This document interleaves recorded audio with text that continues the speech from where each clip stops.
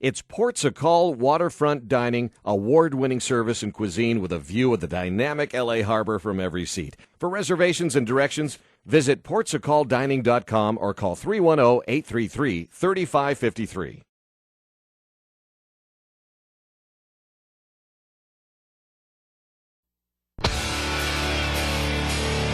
Like this intro?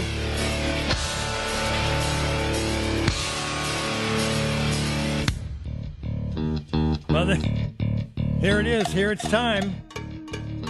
The countdown's finally over. Welcome to the Thrashpie Radio and the LA Radio Studio 30th anniversary celebration for the launch of, man, I called it the mouse that ate the cat the other day. I like that. It's kind of cute. Little bitty radio station with the great big huevos. So what we have is a number of people gathered here, and a lot of folks from the KNAC family. And it is wonderful to see you all. We're going to get to you here throughout the few hours. And but what we want to do is kind of just think back about 30 years ago today, and almost the hour. You know, we're getting close to the exact hour when actually what happened in Southern California was nothing short of radio shock and awe. For the past 10 years, KNAC has been a leader in rock music for all of Los Angeles and Orange counties. In recent years, KNAC has led the way in bringing you the new generation of supergroups and music like the Stray Cats, Berlin, Flock of Seagulls, and more.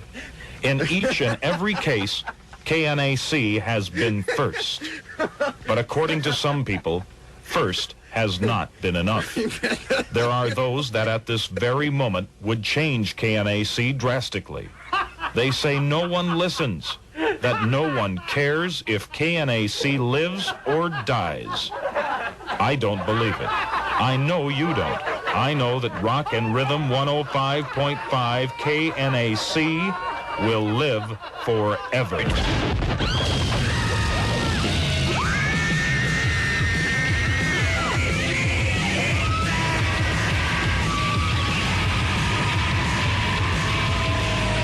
right, get me in the mood for some rock here. Yeah, get a rim shot on it and stand back as it's pure rock 105.5 KNAC, Long Beach, Los Angeles. Wild Bill Scott. What else? Huh? Are you ready for say? Here it comes out of your radio now.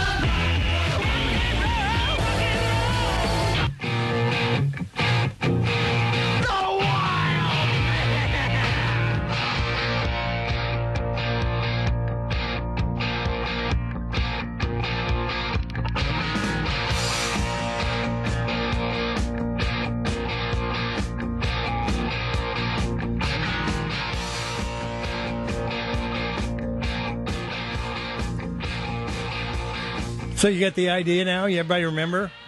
Let me introduce everybody in the room here. And the only still living member of the actually witnessed that launch, Gonzo Greg is here from Vegas. I was there, and bless Wild Bill Scott, who's not able to be here and celebrate with us, but he was the one that signed it on. Yeah, it was awesome. Yeah, it was pretty amazing. So that production piece was something from the from the Rock and Rhythm days, huh? Yeah, I was there that night because I was there as an intern when the station was Rock and Rhythm, and we played alternative rock, and we were really a second ran to K-Rock just stomped all over us all the time, and I was an intern for Big Rick Stewart, who was the last Rock and Rhythm DJ, and they're hauling the albums out of the studio, and the last record he plays is a Buzzcock song that has a bunch of expletives at the end. Right. And he hit that and walked out of the room, and we crossed paths with Wild Bill Scott walking into the room, and we looked at each other like... And he was brand new then? Yeah. I hadn't seen the man before. They brought him in to do it. That's a bloody nose, isn't it? And so, yeah, he came in and fired it up. Think how he felt, though. Just like, yeah, but what a great job, right? Yeah. And I ended up becoming great friends with him and hanging out, at night. That's cool, because he was gone by the time... I was kind of a late to the party guy, 6 months or so later. Right. After the launch and everything, so... But that was pretty cool. Also with us today from Tucson, Arizona. What are the call letters, Ray? KLPX. Get a little promo in there for KLPX. Sure, you get one of those bumper stickers. 96.1. Step up to the bar and tip your bartenders while you're there. So that's cool. It's Ray DiCarlo, the Razor, is here. So I'd like to say I own the AC/DC album that this song is playing. Oh, nice. So I own that album. The actual vinyl that the actual that he one played. that they pulled out. That was part of the chat that Gonzo was in because he stole all the rock and rhythm records. The old ones that were on the way out. There you go. He said. That's Have right. all the Go-Go's and the blasters and all that. You could sell them by the hundredweight now, right? Yeah, pretty much. You get more than copper for those friggin' albums. And also here from Austin, Texas. He's now a Texan. So are you licensed to carry yet? That's the deal. This is Brian Schock, ladies and gentlemen. This is what you need. Brian. This is what you need to understand. Give him a clap. Austin is its own entity. It's a cool place, I'm hearing. Austin is surrounded by Texas on all sides. Yeah. It is absolutely not part of Texas, or I never would have moved there. And no offense to anybody who's a hardcore Texan. Jimmy Christopher's in Texas. Yeah, well, Okay. I'm a Southern California boy all the way. I know. Like I was down in San Diego when this thing signed on, and from the moment I'd heard about it, my friend who told me about it, he says, "You got to hear this radio station." So we drove up, to within range of the signal. Yeah, which you was, got a bit about 2 miles down the road. Next to the antenna, right? Yeah. Hey. I think we were at 105 Ocean Gate. Right. And it was like, okay, I'm going to work at this place at some point. I mean, period. That's all there was to it. I was going to work. And I got there a little longer than 6 months after it signed on, but No, that's right. And the way when I'm looking at this whole thing, because I interviewed you, interviewed Gonz, interviewed Ray, Paul, Gary Price I got to a couple of weeks ago. A lot of the big, behind-the-scenes people who it became pretty revelatory that how really instrumental they were. And, I mean, it was their friggin' idea. Right. I walked into that place thinking, man, we had a lot of music-loving, hardcore rockin' people here that put this together. There's some smart people behind the scenes as well, and very good at managing it and putting it together and, kind of letting it. My hat's off to Gary Price. He's coming, by the way. He's going to be down here. Oh, awesome. Yeah, the coach will be here this afternoon. I think he was hoping that the Raiders are going to move back to town. better them than the Chargers, as far as I'm concerned. Well, that's coming. But We'll get both of them. all right. So anyway, so you just mentioned your epiphany, and mine was the same. I just happened to be lucky enough to be here in that January when it went on. I heard it about 2 days after it went off the air. I was visiting. I was in Tampa. Came out. A buddy of mine turned it on. And I said, holy that's what I want to do. This is just on the internet, right? That's right. I just have part of the podcast. You can actually say that word. It's I like to think I'm above that kind of thing these days. As a matter of fact, the fucking people piss me off because they didn't play the record. For some reason, I mean, one thing that I'll bring up about KNAC, still federally regulated. Oh, license, you betcha. But the word "fuck" just seemed to be like, oh, I'm going to KNAC. Right. I'm going to be interviewed on KNAC. Any artist. I think I'll just. In fact, I'll give you a real quick story. Gene Simmons is at one of our broadcasts, and I was programming the station at the time. Long Beach Arena. I do believe it was. Right. Mm-hmm. And I pull him aside, and I'm like, Gene, please do not say fuck. Please don't say it, okay? And this is so typical Gene. Interview starts. He looks right at me and proceeds to work the word fuck right into the sentence. Attaboy, Gene. Little grin from him. And so it was like we had a license to be able to, and each of these people I'd pull them aside and say, you can't do this. Right. Like we may be rebels, but we don't want to lose our license. Well, it's odd though. I was listening to one of my tapes the other night in preparation for this whole thing. Narcissist! I can't believe yes, that. Exactly. Yes. And I was listening to it, and I'm like, here's the Bullet Boys. I think it's Bullet Boys, and there was the one song that starts with 1, 2, F you. That's the beginning of the song, right. And it plays because that's the record, so clearly it must be okay to play on the radio. As long as I don't say it, that came off the record, that's not my fault. So it's just amazing how kind of backward we've moved in that whole regard. Absolutely. I had one run-in with another good program director, Tom Marshall, who I talked to about this a couple of weeks ago, because I had made up my own little liners, And I say, this is KNAC, just a family radio station. If you're the Manson family. I remember that one. I do remember that. He calls me into the office and says, that Manson family stuff isn't really, too cool for you to be doing. And I said, listen, I just played a record from Iron Maiden that said we're going to kill the unborn in the womb. So what are we talking about? Ladies and gentlemen, let's put our hands together. Get your hands off the woman, please. And The come on long in. one. Meet the Long Paul, ladies and gentlemen, all the way from Phoenix, Arizona. Have a seat. And Ron Russ. Ladies and gentlemen, Pop Schlamp is here. Hello, how's everybody doing? Pop, I was thinking about I was you. hoping that one person might come up and say, you've aged well, but damn it, not a one. Well, I was thinking about you the other day. I was sitting on the john and my nuts went for a swim, and I thought, this is Pop. Hang on a second, I dropped my notebook. Oh, what's that mean? Yeah, you got the Depends on. I'm sure in grand shape. Ron Russ, ladies and gentlemen. Thank you. Hey, there's some. As long as we're doing Ronnie, well, all right. Paul Paul is here too. Yeah. Oh, jeez, it just doesn't stop. I hope you appreciated the complete. Ass kissing I gave you in that podcast. I know. I heard that. I'm like, yeah. It's pretty good. You look good, man. Thanks. Yeah. Thanks. So now you're actually staying at the lovely Vagabond Inn here in San Pedro, California. That is correct. And anybody, room 317, come on down afterwards. We got God some Crown. almighty. We're got who needs the mixer. It's all good. All right, what do you think about the studio, huh? Oh, I've been here. It's nice. Oh, it's kicks ass, man. Very nice. Isn't it something? Absolutely very nice. The LA it's the first radio, time I've been here. The LA radio studios. Of course, I'll have to inspect a little more closely before I do some tuning. Did you bring your tools? Just one tool. And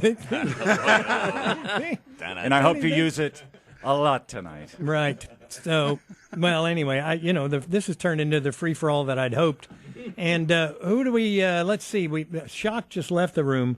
But as long as Pop Schlamp is here, let's see.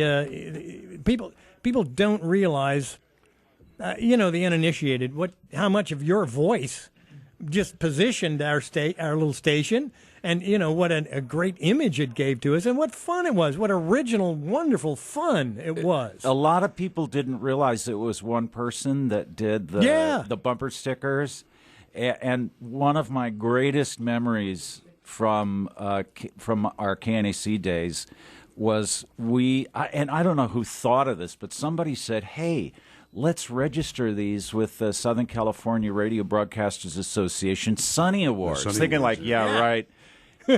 And we got, I think, second place the first year. And we're like, okay, this seems fun.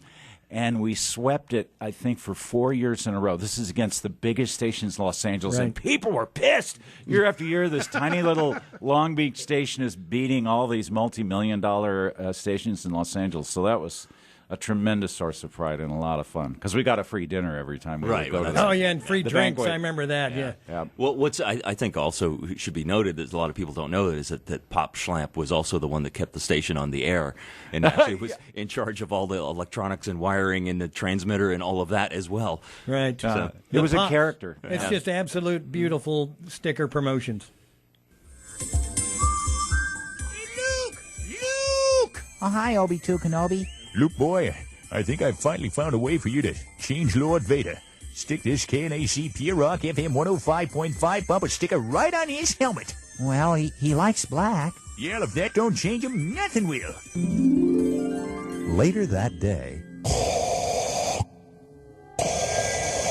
Luke, my son, I'm glad you've chosen to join me on the dark side. I'm very pleased. Yeah, sure, Pop. Try this on for size. Why, Luke, I feel... Gnarly, dude! Hey, off with the helmet. Empire! We'll kick their ass! Let's party, dude! They love them all over the galaxy. You can get yours by sending a self-addressed stamped envelope to KNAC Pure Rock Bumper Sticker, 100 Ocean Gate Boulevard, Suite P70, Long Beach, California, 90802. Just peel them and stick them, and may the rock be with you. Wow. Hey, celebrity voices impersonated.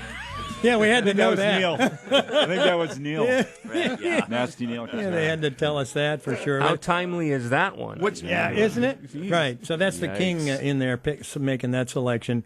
Wow, that. All right, brings so back some memories. before we get into a complete discussion about the bumper sticker, which I'd like to do, which I did with everybody pretty much in their little phone interviews that they did with me. So, where the hell were we? Oh, Ray, the Razor is here. Razor Ray. We were talking about the Good morning. Epiphanies. Shock Afternoon. said, I'd heard that. I heard heard the station, had to get there. Paul's was pretty much the same thing. He was kind of limping around, drooling and kissing girls. Hi, Jen. How are you, darling? Wonderful to see you, too. Right. Jennifer Tucker's here from the KNAC office staff. Jen's here. They all, a lot of Few people. of the office a lot of people that got girls. I see paid. Veronica back there. Oh, my God. There's Veronica. Now, she's been a problem child for about a month, bugging everybody. And yeah, that a girl. Yeah, thank you. It's great to see you. Veronica Ibarra. Well, Wheeler. Sorry. How many names do you have now? Jesus. God. What the hell's going on here? Morning. How you doing, honey? All right. So I lost my train of thought. What were we talking about? I don't know. You were sending it to me for I some was reason. sending it to you so I could shut up. It's we're talking about the when you got Epiphanies. started and all that business. Well, when I got started, or when I found the station. Which part? When you got started. When I got started, that was right out of the Columbia School of Broadcasting. I got an internship at the station because nobody else at the school wanted to intern there. Yeah, silly them, huh? Yeah, they all wanted to go to Rick D's for some reason. So I'm like, Now as soon look as at him I now. hear anything, He's popped. let me in there. And I went in. I interviewed with Tom Marshall and Tom Marr, and sat in that conference room and sold myself and got in. Hopefully, And, I know Tom Marr may be coming down this afternoon. It'll be interesting to see him again. Yeah, I'd love to see him. And but I interned. My internship was up, and they asked me to intern again. They kept me. They were like, "We want to keep For you on free. again." Yes. Will you please That work was for it. free God for us damn it. another 6 months? And I said yes, and then I got hired from there. Well, that's cool. So we're glad you're here. Ray's here from Tucson. And I got to thank Brian because Brian's the one who made me a full-time jock. Brian did? Brian Schock. Oh, man. Is the guy. Where is he? Wherever he's at. Okay, he's the guy one- who did. It's all his fault. Yeah, pretty much, I was going to say, well, at any rate. So, Paul? Yes? How was the trip over? What's going on with you? I'm sorry, what? Tinnitus. What? Can you turn that up, son? Don't give me that stuff. I know you're doing good. That was a good interview you gave me. I got to appreciate that. Thanks. It's just it just flows. And I remember the first. Do you remember the first time we met? He's pointing. I'll give you a hint. You were white as a ghost. Okay. I was doing an overnight. Whiter than now. I was doing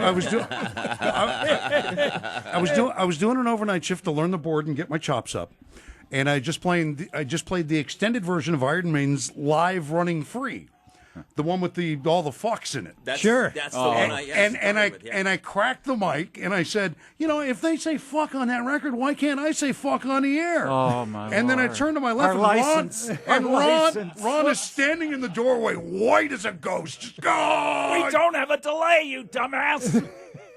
I mean, you dumb person. What's a delay? We actually never had one. We never ever. No. Never. And you know what? For the most part, we didn't need one. Most of you that called in on the air, you probably knew that you were recorded ahead of time and then put on the air. Well, in the mornings you were. That was directed at me. I'll have you bet. But I do remember we did some live shows. I remember Skid Row playing from Hollywood one night, and I think I was running the board that night. Yeah. And I think that we set the record for the most amount of obscenity on the air was with that live broadcast. And it was so epic. I was just like, I can't. Well, you know what? What do I do? There is some irony to that because I think during that time, the FCC was in the building right across from us. Yes, in Long Beach. I didn't know that. Oh yeah. Their office was there. They've since moved to like Dominguez, someplace up, up the 605, closer to the antenna. But anyway, yeah, that's right. That's right.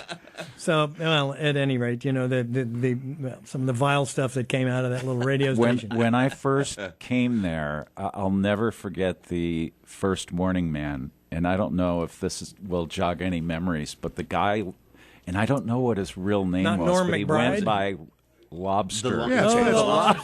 That's Paul Wells. Yep, Oh, it Paul is. Wells, Okay. Lobster, yep. And he was such an anachronism. He obviously was into the music and into the format, but he would always wear a button-down shirt, a tie with a tie clasp. Oh my God! And everybody's in there with their fucking unbelievable T-shirts. Yeah.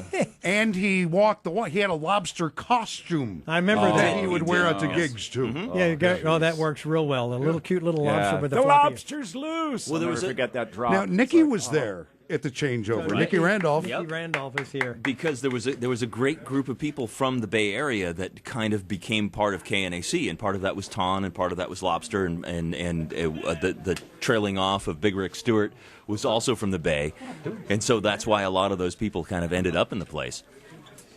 Yeah. So I think that's how Lobster ended All right, up let's with welcome Morning one of our music directors past. Michael Davis is here, everyone. Yes. Hey, Michael. Good to see you, buddy. Give him a microphone. How are you? T-Pie, we've got to reenact the first break I ever did on KNAC. Oh, that's what I hear. That it was with me? Yes. Now, I know it's going to come back to you after you... No. It came back to me when you mentioned, but the problem is Paul butted into the conversation on the Facebook page, and I was confused about what was happening. It's always your fault. That's right. All right, it was a Saturday. You'd done a 10A to 2P shift on a Saturday. Right. I'm on the air at 2 o'clock, and in the setup piece I said, tell me or just ask me what I've been up to this morning so far. Right. So go ahead. What have you been up to this morning so far? Well, T-Pie, I was down at the park capturing pigeons. Really? Yeah, to sell to a Chinese restaurant. Hey now, hey! That's how it all began for me. Well, that's a hell of an auspicious beginning, I got to tell you. I can remember the smile you cracked. I looked like, whoa, man, this guy could be trouble. This guy's, all right, this works. I'm delighted you're here, Michael. It's good to see you, brother. Thank you. And right. Thanks. And you're one of the only... From Monterey, he's got the gig we all want now. That's what I'm saying. He's one of the only ones that's really employed. Right. You know? God almighty. I've been very fortunate. I've had 3 gigs that cover 32 years, and it's been a great That's career. awesome. And you got your KNAC shirt on there, man? 1989. Look at this thing. It's in pristine condition. Right? It is. Washed once? Always wash it by itself in cold. That is the key to success. Hey, so what was, to change subjects quick, just for a few minutes, what were the big music, what was going on when you were programming? Well, musically, I've the scary thing is you've got a friggin' playlist. I have a playlist. Do you really? My God. Who comes prepared? Sick man. I've got a phone list and a playlist. But as you can imagine, phone list. I was thinking about list? Darren's phone number on the air like every 6 months. So I was music director from March of 1989 to March of 1990. So the Guns N' Roses thing was moving on a little bit, but there was some good music out at that time. And I'm going to take a look at this list. And so if it's 89, we're talking Appetite for Destruction? Yeah, or is it Use Your Illusion? Lies. Yeah. No, Lies had just come out, just like a month or two before I started. Lies came out. So One in a Million, very controversial song, but we were playing that. Used to Love Her, Patience. You're Crazy? Yeah, the great version of fucking crazy. That one, yeah. Oh, that is the greatest version of that song. Well, right. cool. Here you go. So this is a 1 hour. This is June the 19th, 1989. Nice. Rat Wanted Man, Skid Row, I Remember You, Ingve, I'll See the Light Ingve, Tonight. still in 1989? Ingve? Sure, yeah. The Cult, Sweet Soul Sister. Okay. Montrose, Space Age Sacrifice. Yep. Blue Murder, Jelly Roll. Jeff Beck, Going Down. Helix. Jeff Beck? Yeah. We played some. I remember playing that early, but wow, still in '89. Still in '89, we're still doing the Jeff Becks. We're still doing a couple of Robin Trower tracks. All that stuff eventually went away. Now, when we first went on, we were doing like the Trogs. Yeah, right. You know, Strawberry Alarm Clock. And in that first hour, Tom Petty, but nobody will ever admit to it. Right. Yeah. And also the Georgia Satellites. Yeah, sure. I had that in the morning. Yeah, right. Anyway, sorry, Michael. Sorry to interrupt, but we're all a bunch of was that the day the format was changing and Big Rick Stewart was moving on? And oh man, I'm friends with him, and he tells some great stories about. Is that right? The 3 days he worked at KNAC with the heavy metal format. Well, tell him we wished he'd have been here because that would have been a really great part of this story. And one of his things is he said he screwed up. He said, I couldn't take it and I left, and he regretted it. I'm sure. Yeah, no, he was the last jock to be on the air before the changeover. Yeah. Right.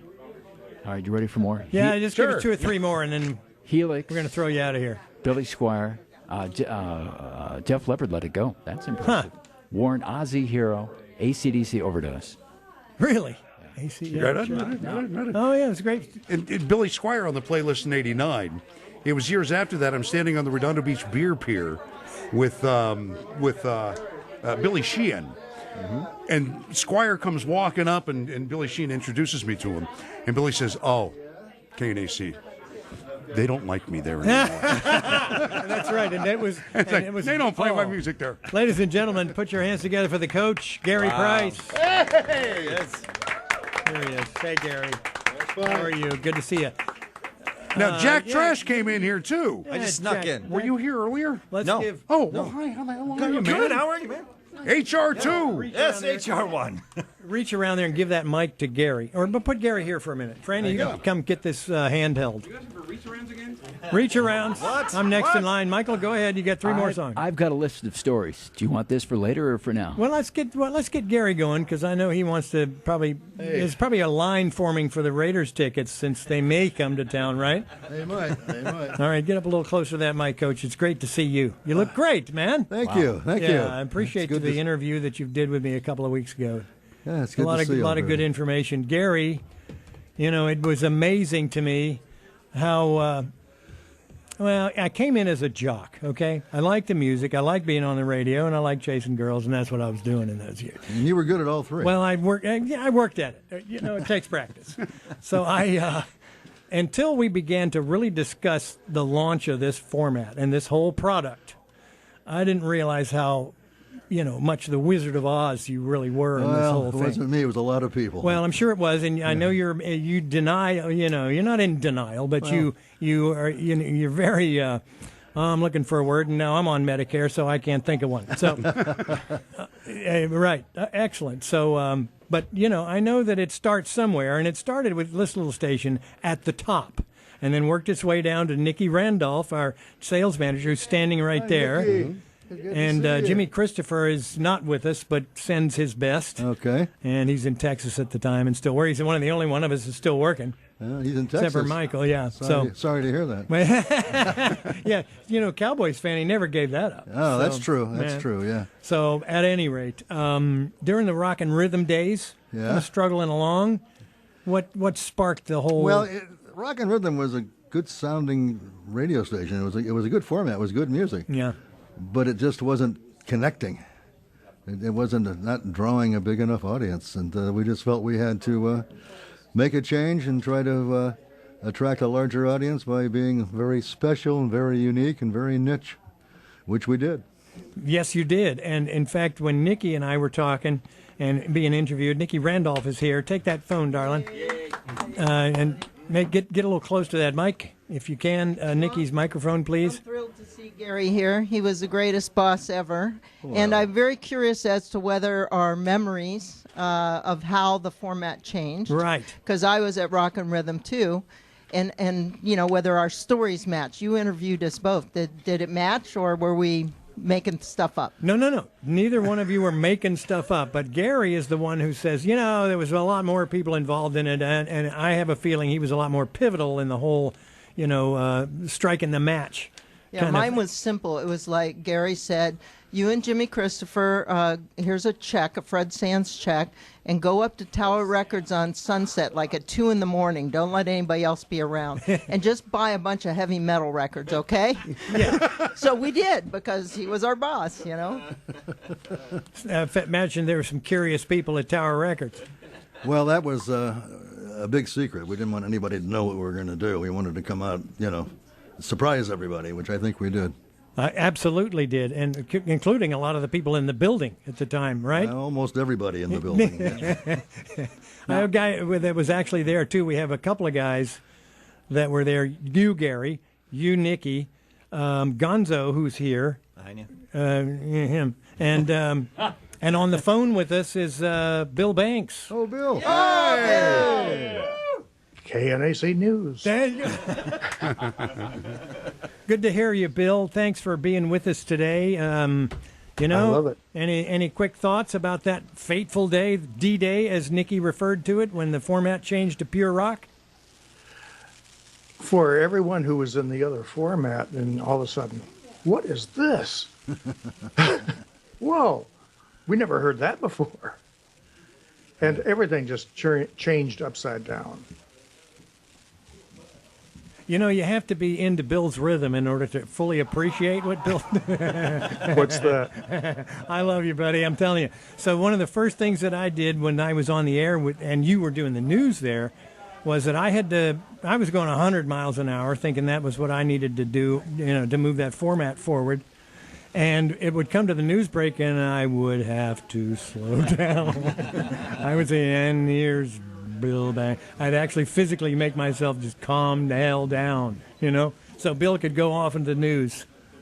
But the one thing I remember that change is Gary called a staff meeting, all staff members, mandatory attendance around 2 o'clock in the afternoon, and he lowered the boom and said, we're going to change format at 6 o'clock.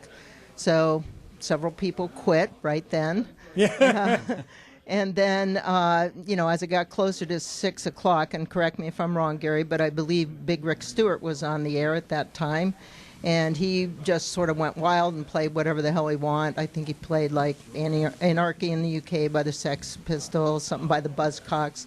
And then at 6 o'clock, he played AC/DC, It's a Long Way to the Top, if you want to rock and roll, and threw his headphones down. And I think he went to San Francisco and went to Live 105. That day. Yeah. He got in the car and drove away, as and then the whole board lit up with fans calling, going, what the hell are you doing, right? Right. Is that how it happened, Gary? That's pretty much what happened, yeah. Right. How much did Jeff Pollock play in this decision? He was a vital piece of the puzzle. Jeff was an excellent concept guy and gave us great guidance and direction and how to get it started and how to run it. Yeah, he was very important to us. He had been with us in Albuquerque for about 2.5 years by that point, and we had been really successful with this format. That's how Tom Marshall was brought to you. Oh, I didn't realize that. Yeah, there was Jeff Pollock and KFMG Albuquerque. Oh, okay. I'm going to have a talk with him about all of that.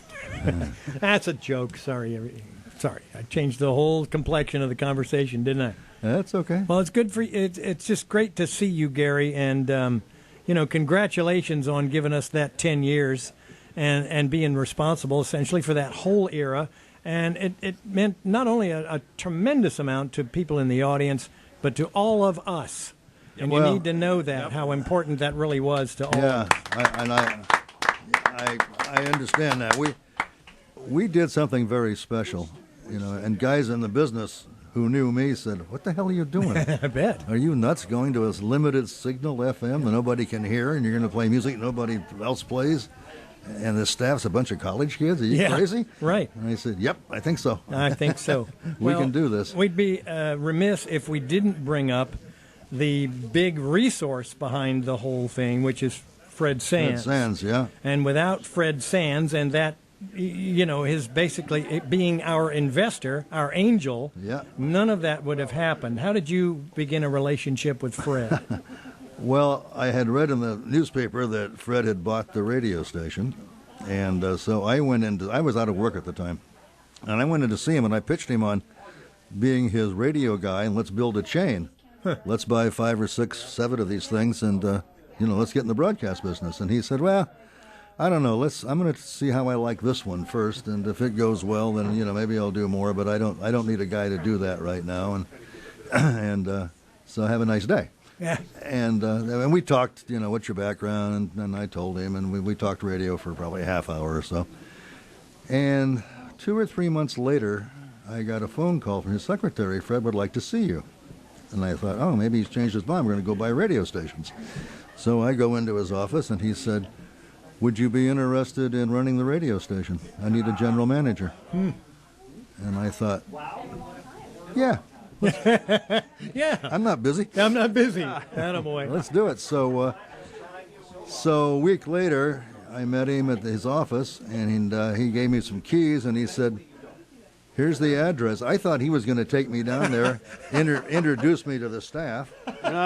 And he said, here's the keys, here's the address, ask for Nicky Randolph. And you were there waiting. Did you even know that there was going to be a new general manager? Or did Walter Matthau show up and you just kind of... The best thing about Fred is that that's how he ran this asset that he purchased out of bankruptcy. Yeah. I mean, he hired the right guy, he gave him the keys, and he really never bothered us at all. He would call me once a year. I'd go up to Beverly Hills to his office, as he said, and his secretary would sit you in the room, and would you like some tea, would you like some coffee, and then he would give me a nice gift, thank you for a good sales year, and then go away, and I wouldn't see him for a whole nother year. He was a great owner, wasn't he, Gary? Yeah, he was, because the facility he bought was a piece of trash. It was awful. Yeah. I mean, I walked into that front door and I went, oh my God, what have I done? Hey, Bill, what did you think of the old S&M building? Same thing. When Gary walked in there, I mean, you could tell he was shocked. And this was something. On Pine Avenue was nothing like Ocean Gate. When we moved out, the Salvation Army refused to take our furniture. Is that right? Oh, yeah. I mean, it was awful. I mean, there was carpet samples glued together for the carpet. My. And the equipment was 100 years old. We did the Indy 500, and Banks was in charge of getting the 500 up on the air because we broadcast it, and he had to keep slamming his fist on the board to make it work right. on the left side of the board, you had to hit it just right 3 times to make it work. Oh, man. Well, Bill, we don't want to keep you, but thanks so much for joining us today. And, thanks for being, you were there the whole time during 2 or 3 eras, and particularly the 10 years or so of the Pure Rock era. So take care of yourself, brother. Well, Bill, it's good talking to you. Before you say goodbye, Yeah. Bill was more than our news guy. He was an excellent operations guy. He took care of all the attorneys and all that stuff I didn't want to read and keep track of. Yeah, all the FCC stuff. Yeah, all the FCC stuff. Yeah, and it's like, okay, you do it. And he did a great job. Yeah. Right. And back to the news. Because Gary and I had to go for 2-hour lunches every day, right? That was We important. need a Bill to run things. That's right. I went on a couple of those. Not enough, thank you very much. But at any rate, but before you slide out of here and enjoy, because there's a lot of people want to talk to you, Gare. I had told you that I had some great things to say to you, about you, to my family. This is years ago. I wrote them a letter, told them about the actual men that I'd worked for, people influential in my life, and you were right there at the top of the list. And I have to say that as a manager, as a people person, you're the best, brother. You are. Amen. You're a great manager. You make a decision, and if you needed to make another one, you'd went ahead and did it. I appreciate it. And there's people that just don't know that trick, and you do. Yeah, it worked really well. And so thank you very much for all of that and these years. Well, and thank putting up all with you my... guys for doing a great job. All right, there you go. Gary Price, ladies and gentlemen, right there. I will absolutely second that, too, because I worked very closely with Gary, and you were a big influence in my life. Oh. Yeah, there's no kidding. You've influenced everybody in this building. Brian Schock, of course, he needs a lot of work, so he could come back. But I will say, you may have had carpet patched together, but if you remember, when we exited, we didn't even have carpet. Oh, that's right. We got flooded. Remember that? We had an El Nino. We did. That never got fixed. Never got fixed. We were going to be gone anyway. Yeah, but that never got fixed. Never got fixed. Unfortunately, they turned the fans on, dried it out, and left it in there, buddy. Yes, sir. Looking for that new tenant. Yeah. That's right. Yeah. That's good. Michael, have you got another story over there you want to get by us? This one is about you. Oh, boy. Now, we're going to test your memory. Mm-hmm. You and I sat next to each other at Stone's Guns N' Roses Living Color L.A. Coliseum. Oh, yeah. Yeah. I was with a very tall blonde woman, wasn't I? That's right. That's correct. And my date was my her. younger brother, Denton. Oh, no kidding. Yeah, we had a great time that night, and then I don't know what went wrong, but unfortunately, just a few weeks later, you had enough of... I know, it was a personality problem I had at the time. I made rash decisions. Yeah. Right, Gary? Just then? Just then is right. Yeah, boy, if I had a list of people and things that I had to apologize for, we'd be here for a few more hours The tonight. only mistake Gary and I will ever admit to is that we didn't stop you at the door. Well, I wish that I hadn't left, to be quite honest. I had some good experiences in the meantime, but as things turned out for me in life, I would have been gone for a good while anyway. But I came back, damn it. I'm glad I did. Thank you. Right. Thanks for coming, Michael. I've got some long pole stories. Oh, Jesus. Where do we begin? Who doesn't? Most fortunately, I'm an on-air guy on the air every single day for 33 years. Good for you. But at KNAC, I was only on the air on Saturdays. Right. But I'm very grateful for Paul because every Tuesday and every Friday, you encouraged me to come in and be on your show. And on Tuesdays, you wanted me to say, hey, what are you guys adding to the playlist? And we had a little thing. Oh, we did music meetings. A little thing. There you go. A little thing before There you long. go. I could never get Brian to add Candlebox. Well, that's a proud moment for Brian. I was too busy adding Pantera. Come on.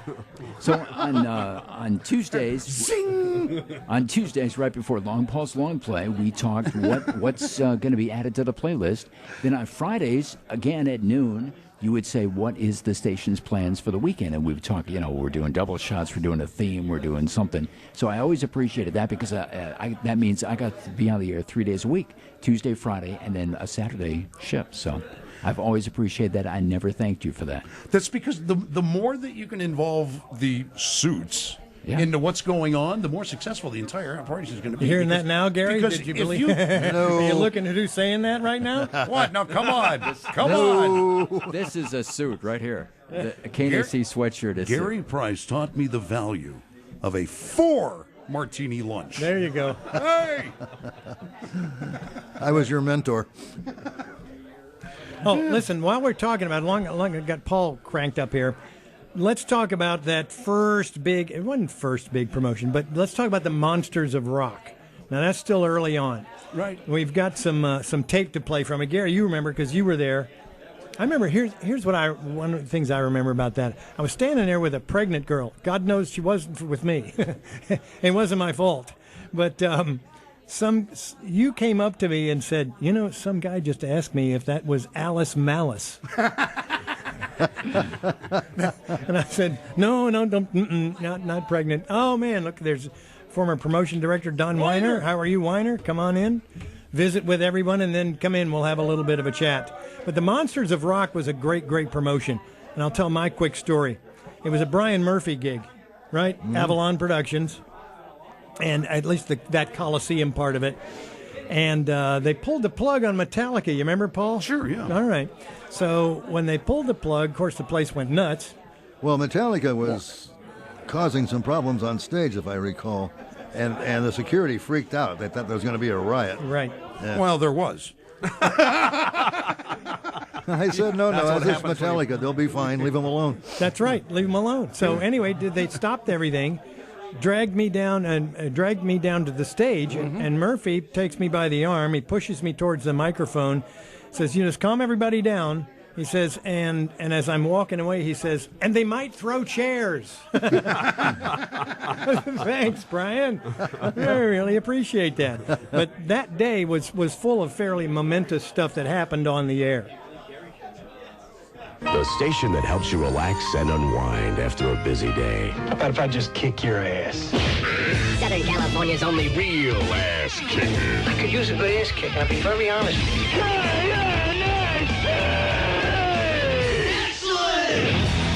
There they go. Kingdom Come has taken the stage. The Monsters of Rock is underway. This is KNAC. KNAC is there at the biggest pure rock events. People are streaming down onto the floor of the Coliseum. Look at that. It's crazy. There is an absolute solid mass of people covering the entire Coliseum floor to about the 50-yard line from the stage. It's nuts here.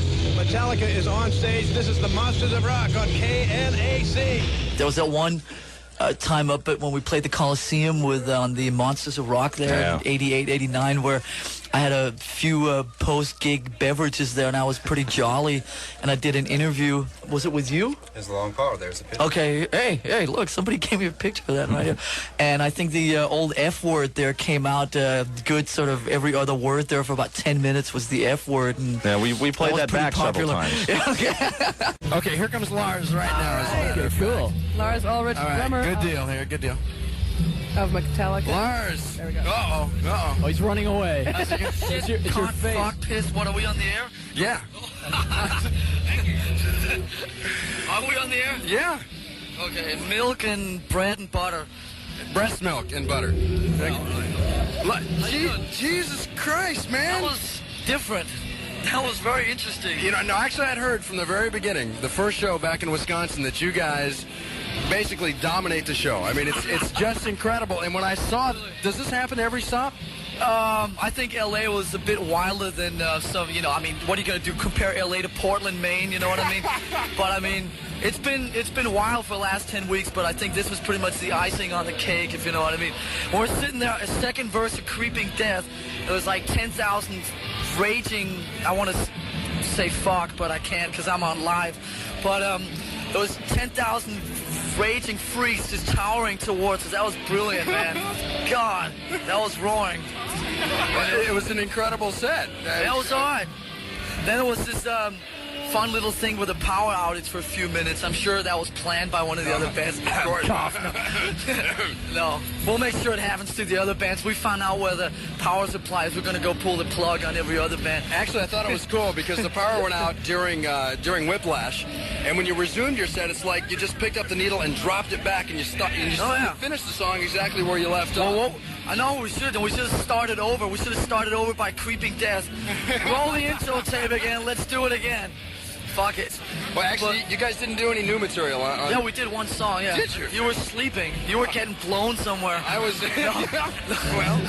Listen, I mean, this was the kind of vibe that I think we were after.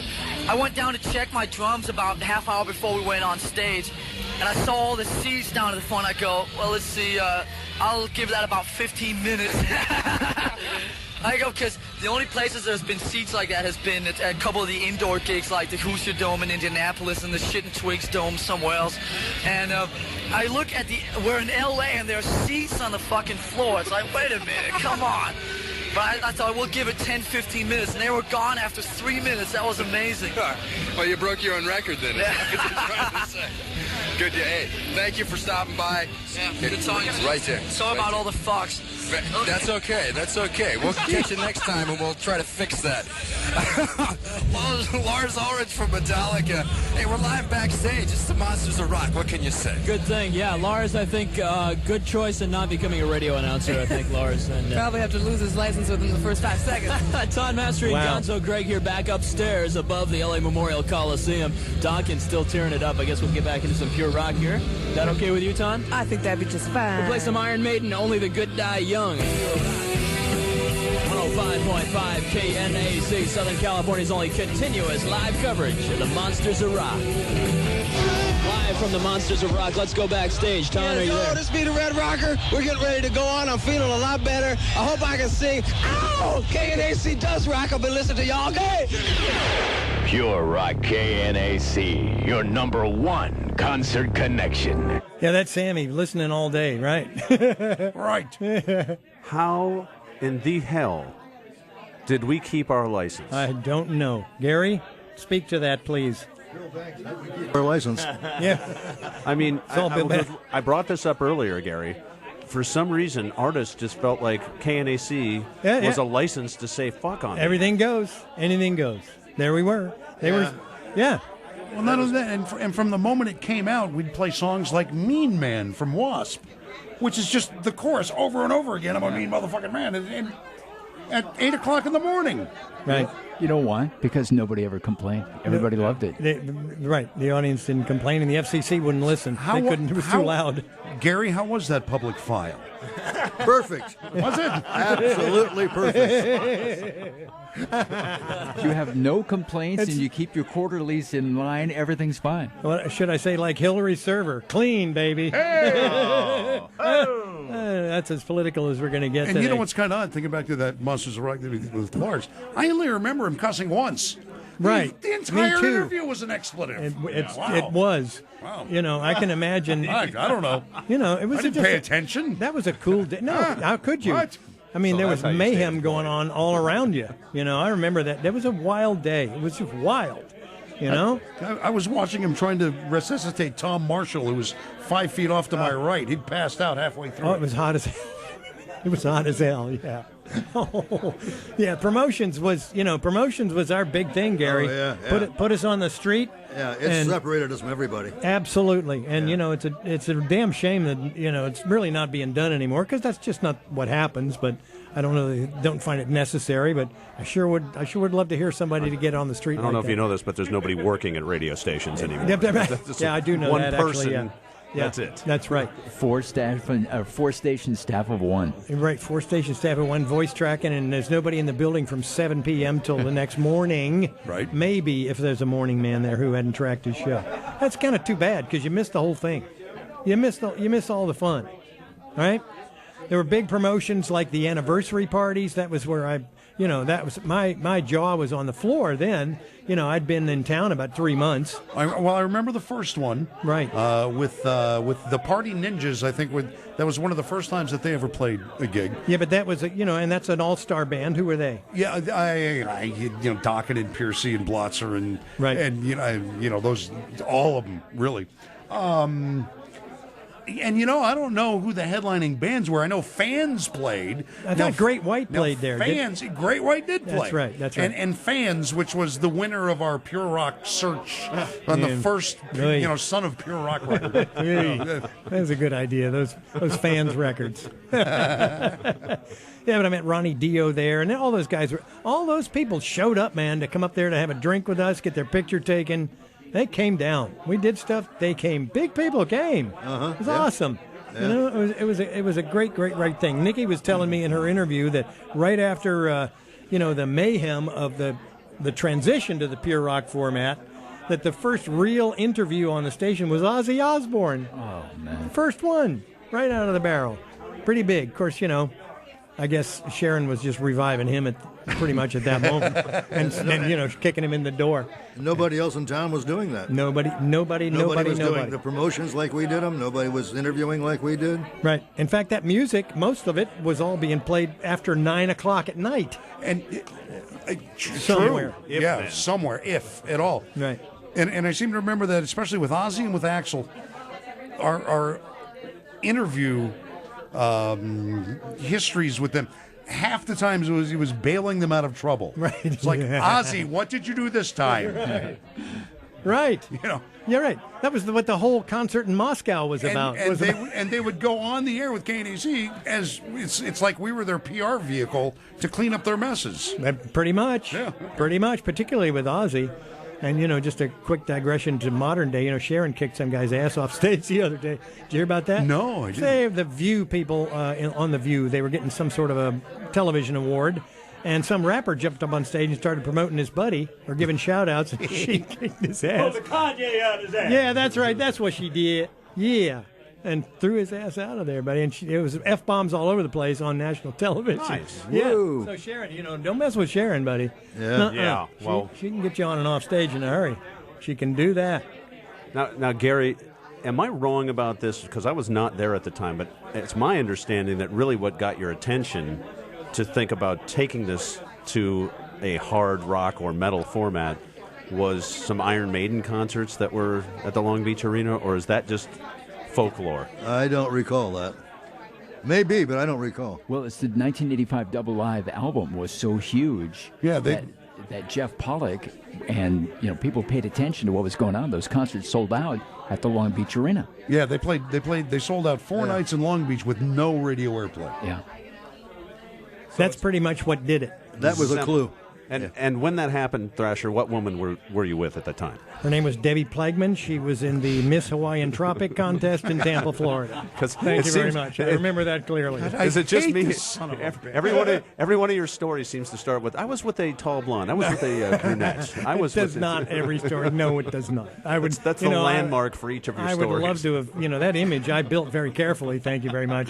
And, God bless it. I wish that about 20% of it were true. And you were the one with the rooftop sunning bed in Sunset Beach. I had that. Yes. I did have that. I did have that. Yes, I did. Okay. God bless. I hope there's no photos of that era. Because I was with one of our top sales guys, Bobby Coots, who's here tonight. And we were roommates. You were roomies. Those parties were ugly. The cleanup was vicious. So, at any rate. All right, where do we go from here? Big promotions? Anybody want to talk about special events, Michael? I've got another story for you. This is about the very first staff meeting I ever went to. Oh. And Tom Marr... You mean like the ones I slept through, Brian? Tom Marr asked the other DJs, who wants to go to the Whiskey and do some on-stage announcements? And you guys all said, no way, go to hell, fat chance. don't want it. Really? And so later I went to Tom Martin. I'm like, what's the deal? They said, well, the whiskey doesn't pay anything. Right. These guys make a couple of $100 going out. Well, I'm brand new in town, don't have a local girlfriend. I said, hey, I'll do it. I'll go there. And it turned out to be just this great opportunity for me because it was obviously chicks everywhere. KNAC sweatshirt, on stage, MC. Later, there was a chance to do a live broadcast from there, and it was Guns N' Roses' Michael Monroe. Well, Remember, good, yeah. And he had, after Razzle's death, he had disappeared for a few years in Asia and just, was off the grid, basically. So Tom Marshall puts himself in to be the onstage MC. And he presents this to the whiskey, and the whiskey goes, oh, this is all great, except no, Michael Davis is our guy, not Tom Marshall. So then Tom has to come down the hall, cowering, asking, will I be the MC? Because the promotion is dead otherwise. If I say no, the whiskey says no, and it's not going to happen. So we were live. I was on stage in front of the crowd, and Guns N' Roses is behind me. Michael Monroe is going to be the singer, and I got to be the onstage MC, and it was on the air. Very cool. And the next day, Darren said to me, that is like the coolest thing we've ever done. That just sounded so cool. One of the big things that we did as a station, I don't know how much influence that was, or rather, not influence, but how much presence there was of it, was, the local stuff. You remember, Gary? Because when we started, the local guys who weren't big yet were Poison and Hurricane. Right. And Warrant, yeah. Those kinds of band. I'm looking for Craig Williams around here because I know he's here, and I want him to come in and talk to us. Is he? Yeah, let's... Craig. Michelle Kirst? Yeah, Michelle Kirst is here. Now we're getting some action, buddy. Stop it. Damn you. Now we're getting some... Come on in, Craig. Let's... Michael's, Dangerous Darren just texted me. He's waiting for his Uber. He's waiting for him. And if you were taking notes earlier, Darren's at the same hotel I am tonight. Oh, boy. Right. That's it. That's it. Here, let's get Craig in there. Take the mic. What do you think? I don't know how to use these things? Put the head. I'm getting concerned about it as long as it's taking you to get your ass in that chair. Hey, Craig Williams, everybody, our local music god. Good to see you, man. It's good to be seen. Yeah, and thanks. I know you supplied... well, not only for this, but some of the bits and the cuts and the production and stuff for not only this program, the Thrashpie Radio and the LA Radio Studio celebration of the 30th anniversary, but tomorrow night, 4 or 5 of us are going to be on KLOS. Oh, good. Doing this celebration between 7 and midnight with Stu Herrera. Oh, good. Who is still, he's the production god in this town. Is he still at KLOS? Still there and just tonning it and doing really well. He's done... he's done a bunch he does everything. His voice is on everything. He's going to host it because, they sure as hell wouldn't turn over KLOS to us, not for 5 hours anyway. So, well, you've already got a reputation, so. Up there, I do. Well, just not there. Unfortunately, I do. So some of the bands that you probably ran into first at a local level that went on to do well. Yes. Give me 2 or 3 of them. Well, obviously the biggest one, Guns N' Roses. They were one of the biggest ones. And just pretty much I can say pretty much every band that played the Sunset Strip with the exception of Poison. I did not get the privilege of playing first. You didn't want to, or they didn't? No, it's because by the time they had any kind of recordings, they were holding them back, and the record label was not allowing that out because, it's all that you got to save it. They were making a very big deal out of it, yeah. So that's pretty much the only one that I... so I think I had a pretty good track. Right. Poison actually debuted in Albuquerque, New Mexico on my show, KFMG. So it's interesting you just told that story. Oh, yeah, nice. Okay, now I know the guy who stole it. He's the one that stole it. There you go. All right, get him out of here. What the hell's wrong with you? So, well, at any rate, thanks for being here. Thanks for supplying all that stuff. I want to bring in another voice that is really important to me. Frantic Fran is here. You don't go by that name anymore. Franny DeVita is here, and you don't have that name anymore either. I don't actually go by Frankie DeVita. And Frankie is on KLOS, and I know we're not going to see you tomorrow night, but I'm sure I was just blown away that we're even going to get a chance to go up there. I'm so happy, and normally I would be on the air tomorrow. Oh, we're blowing you out? Oh, my goodness. Well, no, actually, I happen to switch shifts that day for tomorrow, so it just kind of worked out that way. But I wanted to come and sit in because I had to tell this story. Okay. that my first taste of being on the air was because of you. I was in there being the phone fox that I was back then. Right. And I was walking the hall, I don't know, doing my thing, and they were filming a TV show outside. And you asked Bill Banks to go outside and interview some people out there. And Bill Banks looked at you like, what are you kidding? And so I said, I'll do it. And so you gave me your tape recorder, and I went out there and I interviewed like some of the crowd, Long Beach police officer, just some people. And it kind of went from there, and you started giving me assignments. I remember going to the Irvine Meadows and doing a fashion report on the radio, a little bit interesting. I had to be very descriptive. One of my greater ideas. But I remember you gave me a lot of different assignments, and that's how I got my first taste of being on the air. Well, the thing is, you wanted to do it, and it was real obvious, you know. It was fun. And you wanted to be on the radio, too, and I could tell, you know. And so here I am. So all well, these and years you've done it. You've persevered. I have. And you're a good professional, Franny. You're damn good. Well, thanks. I'm real proud of you. You know, you're one of my kids. I give you a lot of credit for starting me out. I will take that credit. Thank you very much. I'm very happy to do that, yeah. And I have a picture of you mooning me at the Rip Magazine party. Who doesn't have a picture of that? That's another picture of an old white man's ass. What the heck is going on in this party? I'm telling you. Well, thanks so much. So you ever going to be full-time at KLOS, or is that your plan? I don't know. Maybe at some point, but I have 2 kids, so right. I got to get my kids through school and all that. So maybe somewhere down the line, but I'm totally content right now doing part-time. I fill in a lot. Right. I did probably more shifts over there this year than I ever thought I would. Well, they'll let you do as much as you want, you know. That's the way that works. It's a blast. I just love it, and it was a goal. You know, when KNAC went off the air, it was a goal, and it's great because my current PD tells stories about when you were on KNAC. Really? And he says yes. I can say the call letters and wow. Yes, and I've just not the picture of the mooning, please. No. So yeah, I do talk about my days back then, and good for you. Yeah. Yeah, that's great. It's great fun. Well, I don't know where else we're going. We got a production piece to go to, Stark? Yeah, let's talk about Ton Mastery just for a minute. So I want to get I want to get Paul back in here. And Ton was a Minnesota girl. She was born in Mankato, raised in Mankato. I didn't know any of this until after she died. I'm a Minnesota kid too. Huh. And I'm sorry we didn't connect on that when we worked together at KNAC, but she was so awesome, telling me about restaurants, places to go, places to avoid. And, she was like a big sister to me. And you went to Minnesota. Did you go to Minnesota? No. I did work in Minnesota, actually, yeah, at a station she ended up working at after I went there. And what happened to that job, guys? There was an incident with the F word, I believe. Oh, no. That Ton had a problem with in Minnesota. But Ton was one of my best friends at KNAC.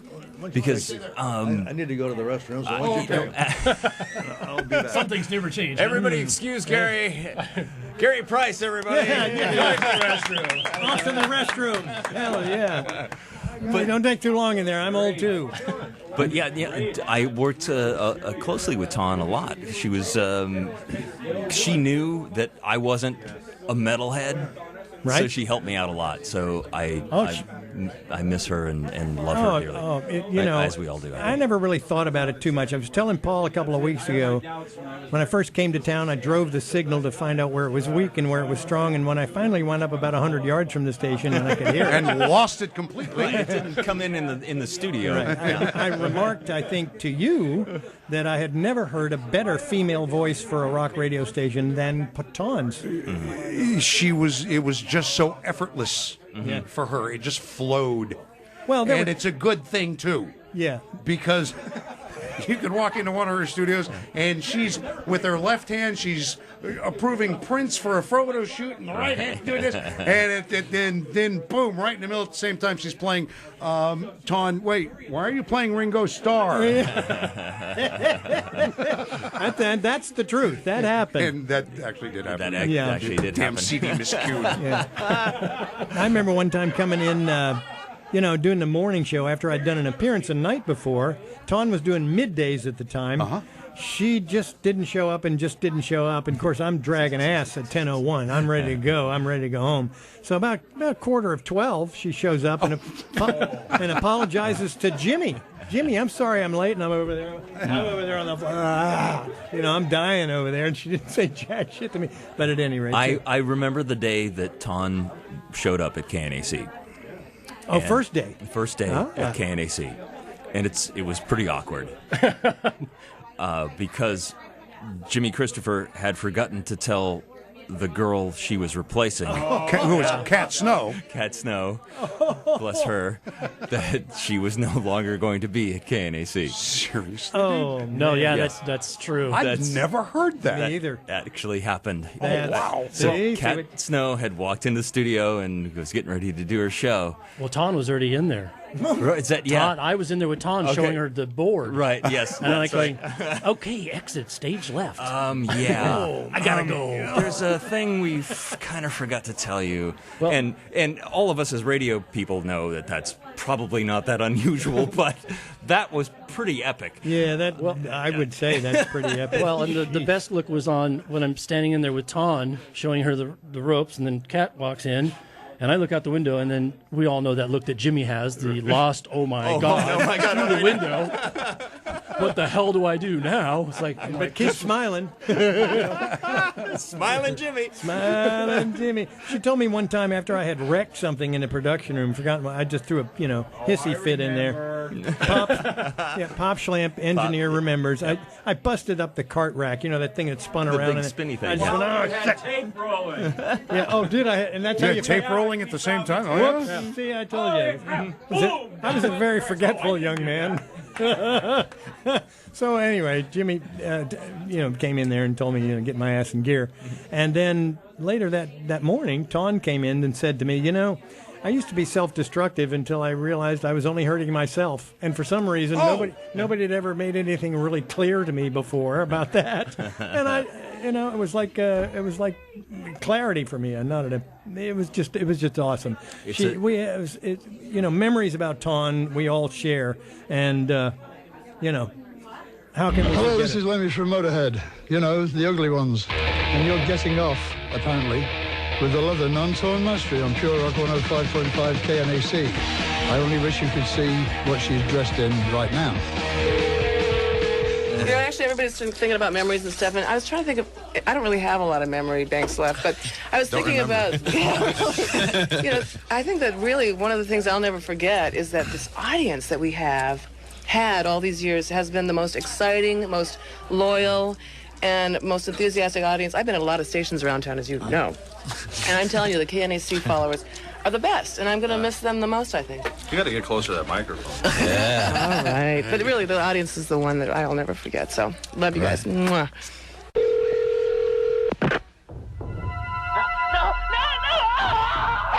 Well, hello. I'm Tawn Mastery, the leather nun from KNAC Radio. No one else is able to come to the phone right now. They're just a little tied up. You've probably called to take your aggressions out on them anyway. Perhaps I can persuade you to take them out on me. Go ahead. Don't be shy. Talk to me. FM radio's problem child. Pure Rock 105.5 KNAC. By the way, you're in tune with Pure Rock 105.5 KNAC Long Beach, Los Angeles. We're live at Tower Records on Sunset Boulevard in Hollywood. In honor of Skyscraper, David Lee Roth's brand new album. Okay, David is in position. He's gearing up and lowering himself, making sure that all the ropes are secure. Whoa, he's leaning back at a 90-degree angle from the side of the building and salutes the crowd with a grand grin on his face. The guy is a top. Hi, this is David Lee Roth. Don't touch that dial, because you are listening to the loudest station in the nation, baby. 105.5 No Jive KNAC, Long Beach, Los Angeles. We're here live in Moscow, broadcasting via satellite. I'm Tawn Mastery, your host for the next 90 minutes of insanity. Speaking of insane, let's talk to Skid Row's Rachel about the fact that you're opening the show for 140,000 crazy Russian fans 2 days in a row. Are you shaking in your boots, buddy? To open something this big is pretty cool. I just hope we don't mess it up for everyone else because we're a little better. John Master here with Cuss and Rudolph, as I said, in case you just tuned in from Scorpions. KNAC live in the studios with three very handsome young gentlemen. Oh, no. It's Judas Priest on Pure Rock KNAC 105.5 FM, the hardest rockin' station in the nation.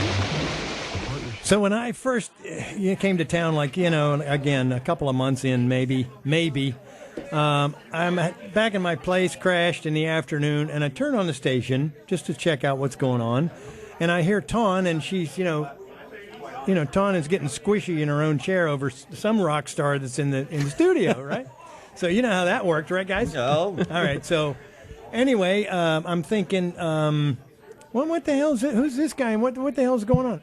And it's David Coverdale, and he premieres that Whitesnake album on KNAC's air that afternoon with Tawn. You were there, right, Ray? No, that was I was just after that. I was there just after. I was there that day. This is Jack Trash, ladies and gentlemen. Here, hello. Are you from Tampa now? Where are you from? Close enough. Okay, good. Close enough. So, Tampa is close enough. It's good to have you back. Jack and I did stuff on the air, morning shows for about a year and a half or so, right? Something like that. Yeah. I've gotten to see Jack a few times over the years because I was in Miami and we'd cross paths here and there. So, so the Tawn stories, we could go on forever. She is just drastically missed by the rock radio people. I mean, she really was, and we kind of didn't. Everybody knew, what a factor she was in the whole thing. I just was astounded that her contacts. Yeah, well, because everything was so. It was effortless for her. She was just so easy, and she already knew it. She came from a scene in San Francisco. Now you see, the first generation kind of morphed into the second generation of rockers up in San Francisco, and she was there for that. So she came down the coast with Phil Lynott and Ronnie Montrose in her back pocket. Oh yeah, and it's like awesome. I answered the hotline one morning, and the voice says, "Hey man, is Tawn there?" And I go, "No, dude, this is like 7 o'clock in the morning. Tawn doesn't get here till 3 or so." He said, "Well, this is Ronnie Montrose. Have her give me a call." So he'd been up all night doing God knows what, and he was looking for Tawn, looking for a rock and roll woman in the middle of the night, baby. Tawn is the reason that I'm even here. Get out of here! What's your story? Because I was working a crappy job that I hated, and I called her up while she was on the air. She answered it on the very first ring, and I said, "How do I do what you do?" And she goes, "Go down to the Academy of Radio Broadcasting." And I went to the Academy of Radio Broadcasting. I was there for 1 day. And one of the guys there gave me Tom Marr's number. And I came down to KNAC the next day. And Tom Marr said, and I got in a conversation about golf. and he hired me that day. I'm surprised. If Shock had been there, you'd have been that minute. Exactly. You'd have hired that minute. So, ladies and gentlemen, welcome to you, the guy that's pretty responsible for the whole thing. And there was a seat open, pal. I'm glad you jumped in it too. This is the king of radio producers, Mike Stark. Yeah. Thank you very much. Thank you. I wanted to develop that name, Farmer Stark. Yeah, well.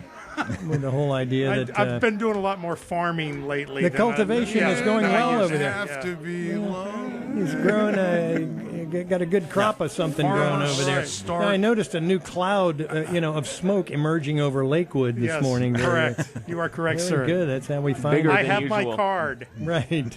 Yeah. Thanks for doing this, Mike. I got to tell you, your studio is absolutely beautiful. This is unbelievable. The view sucks. No, the view does suck. But other than that, it's great. Wait, what's smoke?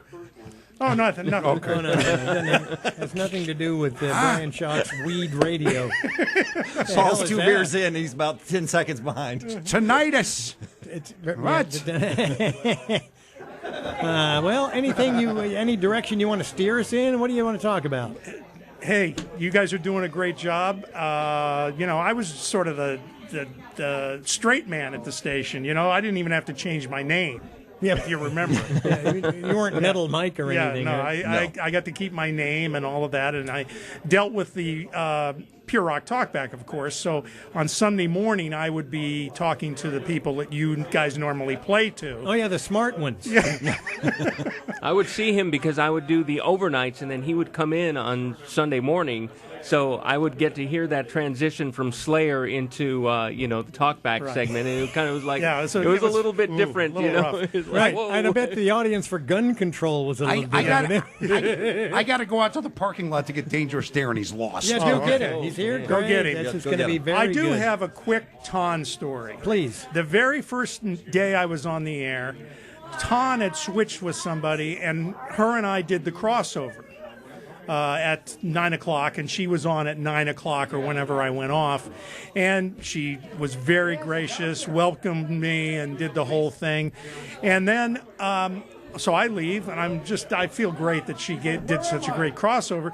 I find out later that she went into the restroom and passed out, and there was about 25 minutes of dead air. In fact, Michael Davies heard the dead air and drove down to the station and saved the day and found her. Wow. John Ton passed out on the John, huh? Yeah. Wow. Jesus. Well, Michael, I came on after a few times after you, right. and about half an hour before Talkback ended, he would call me.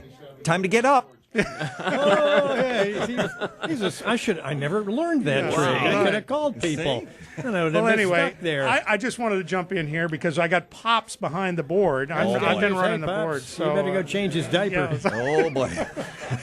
Speaking of the restroom, I have a couple of restroom stories in there. Yeah. Where the last day that we were there and Metallica was there, right. I open up the restroom door, and there's James and Lars pissing into the toilet together like that and just looking at each other and laughing for whatever reason. I don't know. I opened the door wide, and there they are. And I'm just like, fighting. okay, yeah, it kind of was like that. And I'll never forget that picture in my head of them doing that. And together.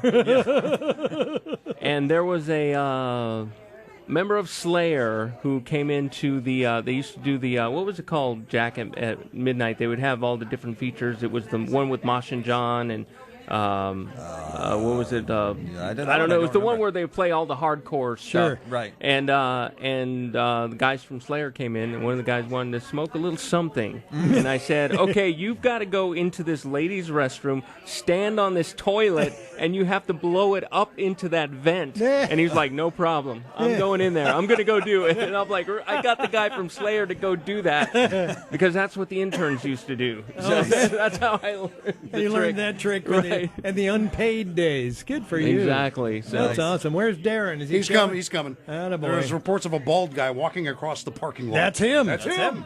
That would be him. Dangerous. There he is. And Darren. the King is not yet back in the studio, so we got another production piece or two to go to, because I know what we're doing is we're not really abandoning the launch era, but the way I look at it, you guys may want to comment on this, is that there are three distinct eras of the station. Okay? Absolutely. Am I right about this, Paul? I think so, yeah. All right, I'm going to say the launch and on up to Marshall in the middle. Yeah. And then he stirred it back into the fast lane. And he expanded it and grew it a good bit.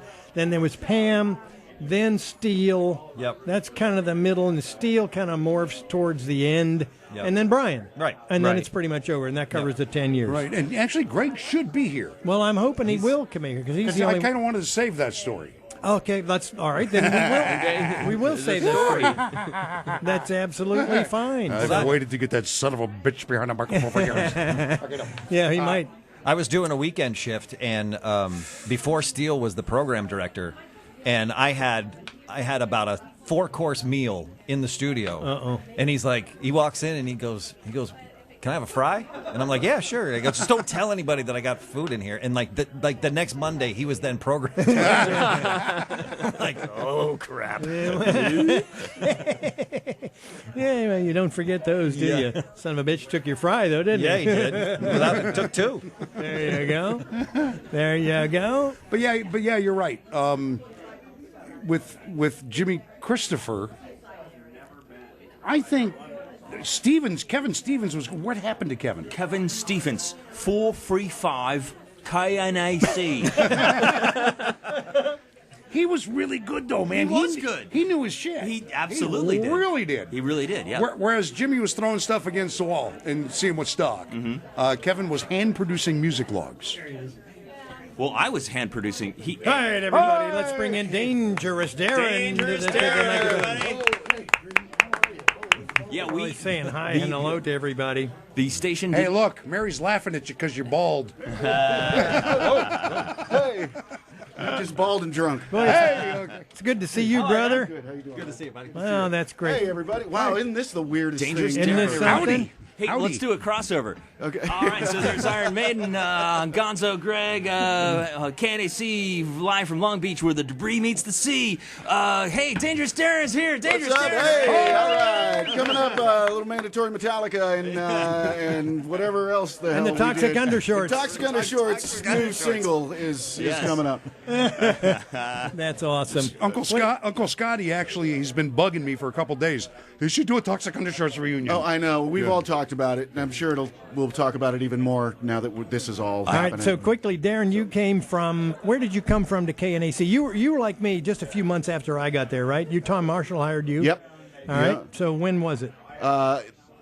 Early 88? Yeah, probably. Okay. Yeah, late 87, early 88. Okay. Right, you know what it was? It was right after the Monsters of Rock. Okay, there we are. That really? thing. Yeah. Okay. It was like the week after. That was 88. Okay, it was the week after because that's all you guys were talking about, and I was like, oh man, it was a mind blow. I missed something here. Yeah, it was pretty good. Yeah, I heard. Maybe you heard about it. There were a couple people there. Yeah, exactly. So I missed that one. Right, and Lars says, "Fuck you." Sure. Oh, good. Yes, okay. right. Yeah. Oh man. Okay. You were in radio at the time. Where? I was in San Luis Obispo. Just first gig out of radio's top 40. All right. Rocking the coast with hits. Yeah. Is what I was doing. Oh yeah. For a while. Here's Billy Ocean. Exactly. And just hated every song I played. And, you know. But it was a gig. It was, you just wanted to be in radio. Gig. You just push button, turn down volume. Yeah, exactly. Exactly. So you actually did overnights. And progressed to 7 to midnight, right? At some point. Yeah, I took Gonzo's spot at some point. Oh, Gonzo, what happened to you? Well, you quit. You I left. quit. Yeah, You quit. left. He went to mornings. He went to mornings. Yes, this is all your It's all coming back now. Right. Oh, yeah, I mean, You quit. I was doing so I was doing overnights. Scorch and Scotty was 7 to midnight. The consultant, Mr. Pollock, and his associates decided to switch us. So I got to come in at 7 and say hi to Scotty, who got the overnight shift after that. Right. So that was really comfortable. And we're still working this out on Facebook to this moment. But so I was doing 7 to midnight, and then we did the Batman video premiere Yes. on the Sunset Strip, which was awesome. And you lost your shit. Yep. And Right. told Tom Marshall to go to hell, from what I understand. weren't exact words, but yeah. Basically. And so he's like, could you come in at 5 o'clock in the morning? I'm like, do I have to? Yes. Okay, so I did, and then so that's where Dangerous Darren ended up in the 7 Nights. Well, Marshall, it was like a psycho girlfriend that had like 17 messages on my voice machine. Thrasher, call me, please. Thrasher, call me, please. It's like, Thrasher, call me. So then I was off to, I don't know what I was doing. I was with that tall blonde woman at the time. Yeah, I'm still. I did try to friend Pam Edwards on Facebook last night, and I have not heard back. Well, guess what? I invited her to do an interview October 7th. Okay. I heard from her about 3 days ago. Okay. I'd be glad to. Right? Yeah, she's supposed to be here tonight. And she's coming tonight. Oh, she'll be here tonight. Oh, yeah? Right. So you got fired from her twice. I kind of dissed her. We both need to apologize to her. Should we do it together, I or think should we kind of... Yeah, maybe group Here's what we hug. do. She walks in the door. I start the timer on my phone. Okay. And we see You want how a beer? long it takes. Yes, I like this. Very It's good. Darren. Of course he Darren wants a beer. And Yeah, I'm sorry, can Darren. somebody out there get me a beer, please. Hang on, man. I'll get you a Anything. beer. Beer, man. All right. You know Beer, what's man. funny? Just real quick, Scorch and Scotty. Yes. Because Scorch and Scotty, not a big fan of mine either. He took, because I came in, Well, he didn't didn't like me either. Sorry. but go basically ahead. took that I took that away from him, even the overnights from him at KNAC. When KNAC was done and over and I went to the Eagle in Dallas, he was trying for that job also. And I got that gig too. And he's like, who the hell is this guy?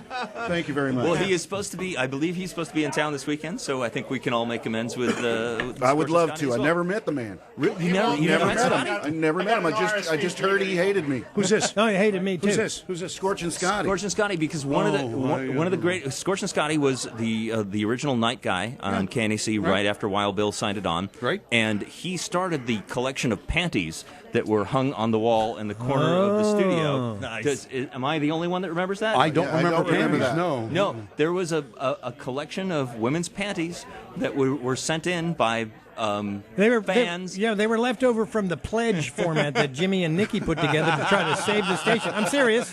About a year before. Anyway, go ahead. Sorry, but I digress. But Back to the panties. Those please. were on the wall, and I attribute that to Mr. Scotty, who hopefully we will get to see this weekend. Well, I don't know if he is or not, but God bless him, he hated my guts because I don't know what I did. So basically, he hated all of us. We can pretty much say And the that. reason we want to see him is what? Yeah, I know.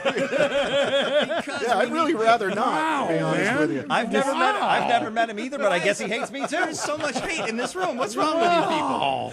Paul, are we on the same side? I have no opinion. Okay, all right. That's a first. What is that? Right? Drink about 2 more of those, and you'll have all kinds. Darren's a dick. There you go. I don't know. Look, I sent a friend request to Pam Edwards, so I'm okay with everyone. All right, very good. Congratulations. Wow, Everything's going to work out. Big steps there, Thank you. Gonzo. All right, let me change the subject a I little have bit. not. All right. And get back in there on the dials, you lazy bastard. Should we go to a piece? Are we going to a piece? Well, we're going to try. And the there's subject no producer. Nobody there. Yeah, hell, he just went to the can. That doesn't work. You want me to go get him? Well, no. No. What we can do is just what we need just for a throwing a minute. tail. No. We lost a great one here about a week ago. Lemmy. I know. Yes. Everybody got a Lemmy story? Yeah, I Yes. got. yes. I do. I'll start. Okay. It was one afternoon. Lemmy's down at the station. I'm sure they were playing close by something or visiting or doing an interview with you or something. And I cruise through the station. There's Lemmy. He says, "How you doing, mate?" I said, "Good. I'm great, man." And he says, "Here, take a drink of this." He's got a bottle of Jack and he's got a bag of chocolate chip cookies. Yeah. I sat there. Well, sure. I sat there and drank Jack with Lemmy and ate about half a bag of chocolate chip cookies, and that's my story, and I'm sticking to it. So. All right. Who's good. next? The very last Radio Cat House show was up at one of the ski places, and Ricky and I were interviewing Lemmy, and to this day, I have not one clue of one word that he said. I could not understand a single thing. He said. As a matter of fact, I tried to get a hold of his management because I wanted to come up with a Lemmy translator app for the phone.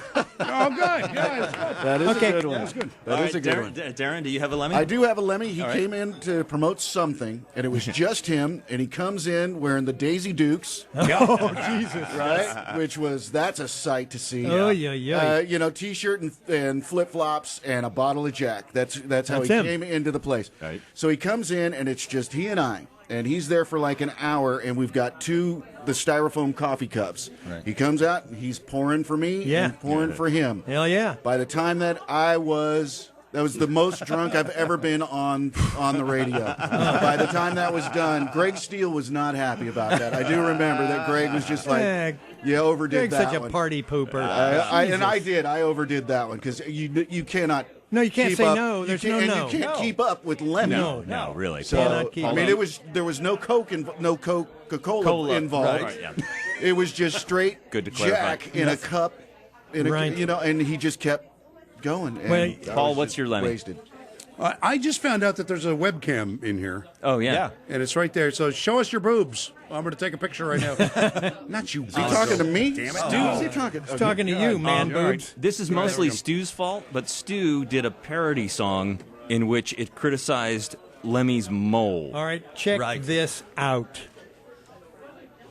All right, here we go. Motorhead is here. Well, Lemmy and Mickey D are. Lemmy D, Mickey. Yeah, there you go. Mickey 4. Lemmy D. Lemmy D, Mickey 4. Mickey Kill. So, what's your feelings? Let's get into this part of the interview. Which Feelings part's of KNAC the impending demise. leaving. Yeah. Well, goodbye, KNAC. Okay, See you again. that's about it. Okay, it's a here we shame, go. really, you know. Yeah. I mean, it's one of them things that's a commodity, you know. People won't miss you for long, I assure you. You know, people are fickle that way. Mm-hmm. It's a shame, but there it is. They won't miss us either. About 10 years after both our deaths, we'll be doing compilations of KNAC and Motorhead, right? We've sold millions, 4 millions, and we'd be dead and we won't see it. Excellent, right? Like Vincent van Gogh, the poor bastard couldn't sell a painting for a loaf of bread when he was alive, right? Now he's dead, 3 million apiece. Yep. Doesn't seem fair, does it, really? It's gonna be quiet out there. Yeah. You guys, you got a fondest memory of KNAC?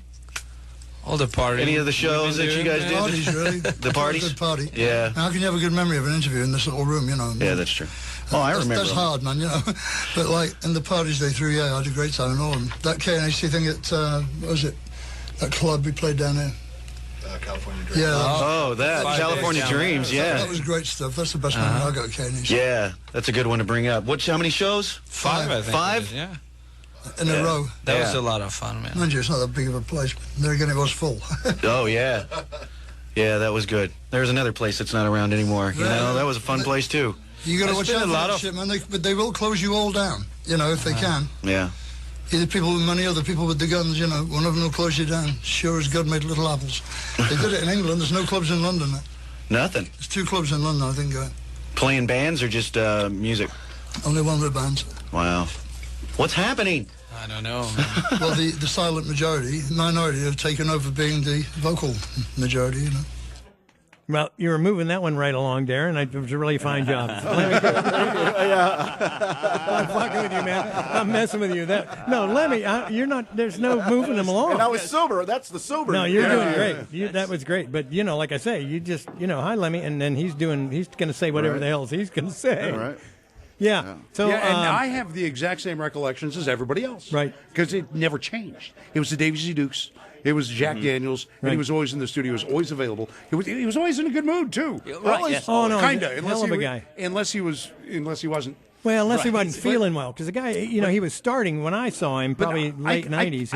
I can remember like 10 Monsters of Rock, 10 o'clock in the morning, standing on the rim of the Coliseum with Lemmy. Oh, because for some reason, I don't know. Here, interview Lemmy. And it's going to be up on the rim of the car, up above the press. What? Right. Had they already played, or? No, man, it was like 10 a.m., oh, sorry. dude. There was nobody in the place. He walked up that big, giant flight of stairs, and I was the one who greeted him when he did that, and he handed me his sports bottle and said, "Do you want a drink?" So I'm like, hell yes, I want a drink. Lemmy's I want a drink. strongest thing ever. Shortly after Stu and I broke up, Stu... That was sad. It was a divorce, wasn't it? It was some kind of a legal thing. Well, no, Who got the kids? I'm not really sure. I don't remember the breakup. But I do remember he that. did Really? a great parody song involving Lemmy and Motorhead, and it focused on the mole. And the mole. And there was a cease and desist letter delivered to KNAC nice. regarding the mole, and that it was hurtful and mean. And it was a poem or something. I believe so. And this is Stu's fault, and Stu's not here, apparently, so I can't speak on his behalf. But I remember him telling me about it, and I was like, job well done, sir. And you dress funny, too. All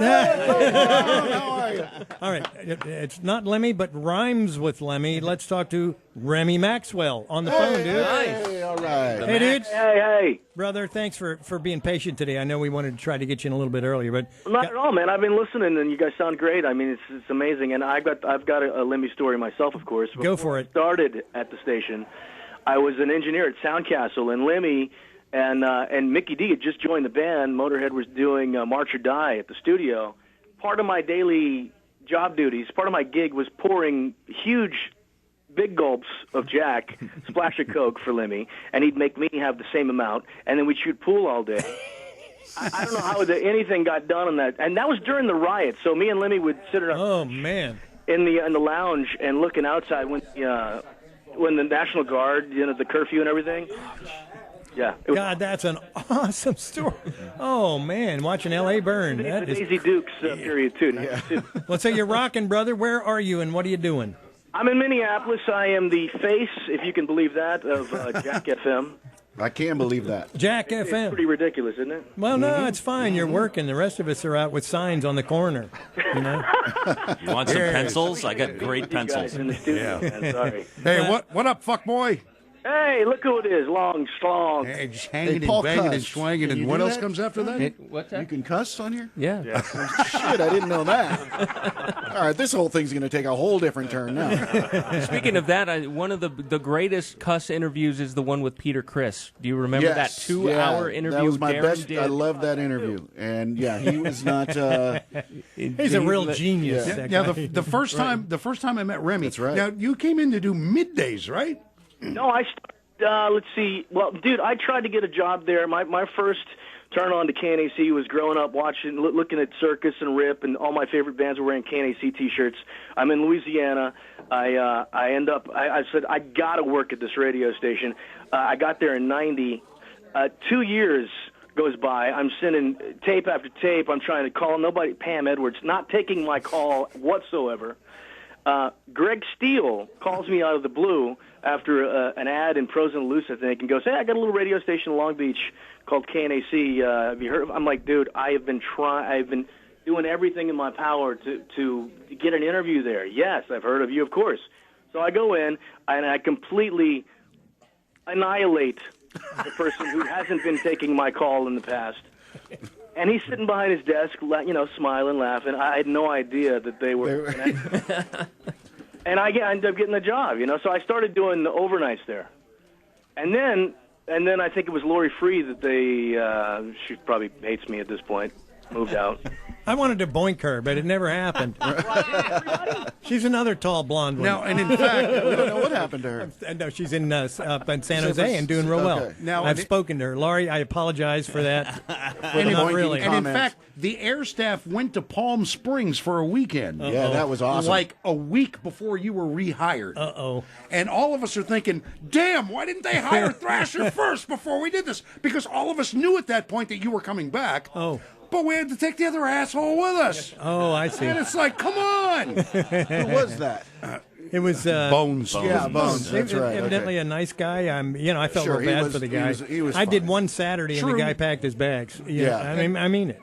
That's too bad. We painted Greg Steele's face that night, though. Yeah, I have a picture. He looked I got the picture too. He looked like King Diamond. Yeah. By the time it was done, he passed out on the couch. He's so threatened to kill us if we ever him. post it. Yeah. And he is. Oh, I see. I still have it though. I thought it would be in the regular rotations of his, Facebook updates. I know. But the first time I can remember meeting Remy, he came into the studio and he sat down and we turned on the mics and I just look at him and I'm going, that's the longest hair I've ever seen. Oh, he was cousin It. Right? Remy, right? Yeah. Dude? I figure, look, I'm going to look like the biggest fucking nutcase of the radio. What's the... Nah, dude, you were great. And you know what? You were on that... A nutcase. You were on that little 103 FM, too. Mars. Yeah, Mars. And, I heard you on there, dude. You were good. Well, thank you. That's where Steele had saw my Pros and the Loots after they blew everybody out. Freddie Snakeskin was the PD of that station.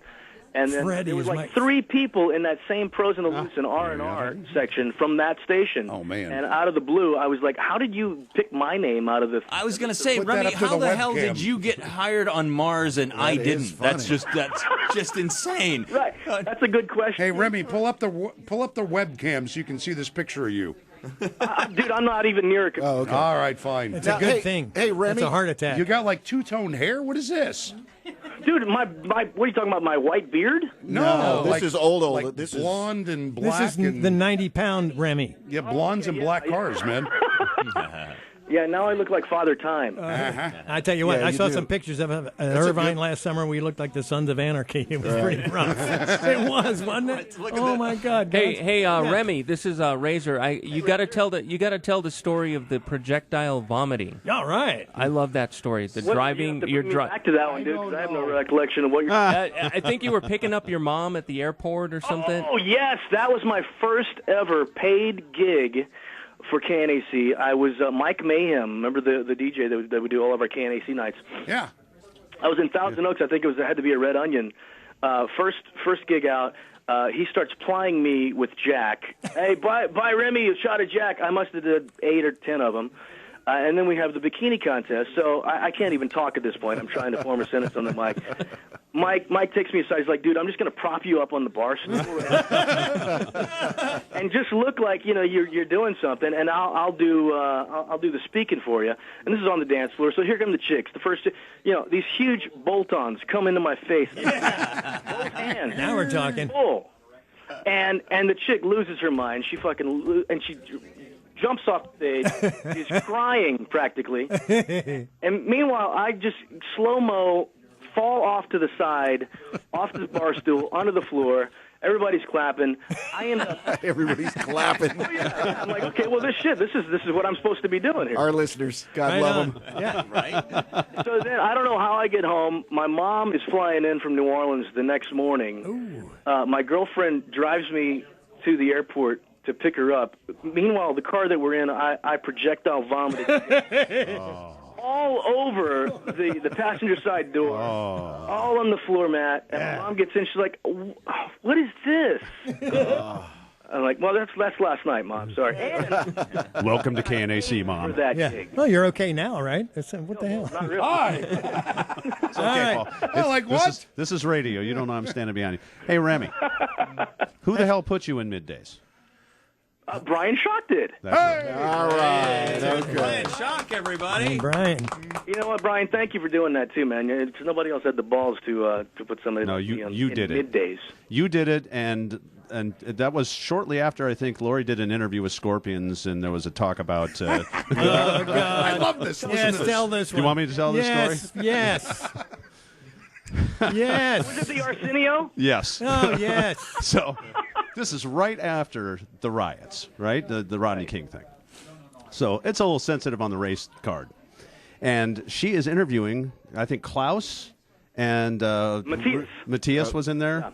Yeah. And so she's talking to him about certain things. And she says, you guys are going to go on the Arsenio Hall show, aren't you? Oh, yeah, we're going on there. So did they put the black makeup on you? They put dark makeup on you, right? And these guys are like, huh? What are you talking about? Yeah, I hear that they put dark makeup on you so he doesn't look so black. Now, I'm listening to this thing in my office as the program director of the station, just going, what in the fuck? Right? Is this? Dude, I remember being in the building that day, and I remember Matthias going, what is this shit? Never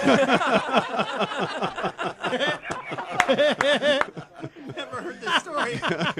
I never heard that. Oh, God bless her. She did. She was thinking, I'm going to really get into this interview with these guys. This is really cool. Wow. I think they got up and walked out right after that. I probably did. Wouldn't have been the first time we pissed somebody off. Yeah.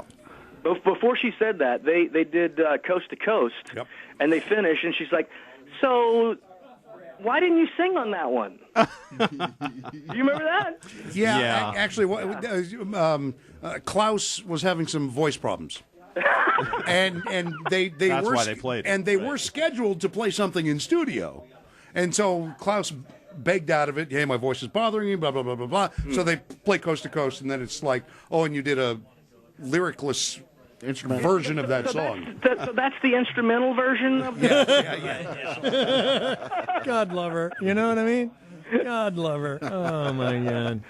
Well, Remy, God bless you for coming on with us, brother, because you probably just got off the air. So what time is it in Minnesota? Nah, shit, I don't know what it is. I'm 2 hours later than you guys. Right. Yeah, right. It's 40,000 degrees below zero right now. Right? I was just going to say, we got rained on the other day, and everybody nearly shit themselves. Yeah, everybody loses their mind there. That's exactly right. But now it's sunny again, and everybody's cool. There you go. We're all back to normal, baby. We get a rebate on that rainy day. All right. Okay. Well, that's it. Well, thank you very much. So next topic. Here we go. This is a room full of radio pros, everybody. Everybody's, We miss you here, brother. It's too bad you're not with us. All right, bro. Thank you, guys. Listen, and, with seeing you in Irvine, my son still wears the Remy Maxwell shirt, that. Oh, that's awesome, man. I'm serious. Seeing you and everybody else that showed up there, and I wish I could be there tonight, but I'm glad to be on the phone with you guys. Well, you're probably safer in Minnesota. All right? That's for sure. Well, good. So we need to move on to... thanks, Remy. Good talking to you, brother. Thanks, Remy. Talk to you, buddy. Talk to you soon, man. Cheers. He's probably off. We need to invite in a program director who was fairly instrumental in your career, Paul. And gotta yours, pee. He can yours, take my Gonzo. No, that's fine. Yeah, go do what you need to do. Let's find Pam Edwards and bring her in the room. So Is she here? I can meet her for the first time ever.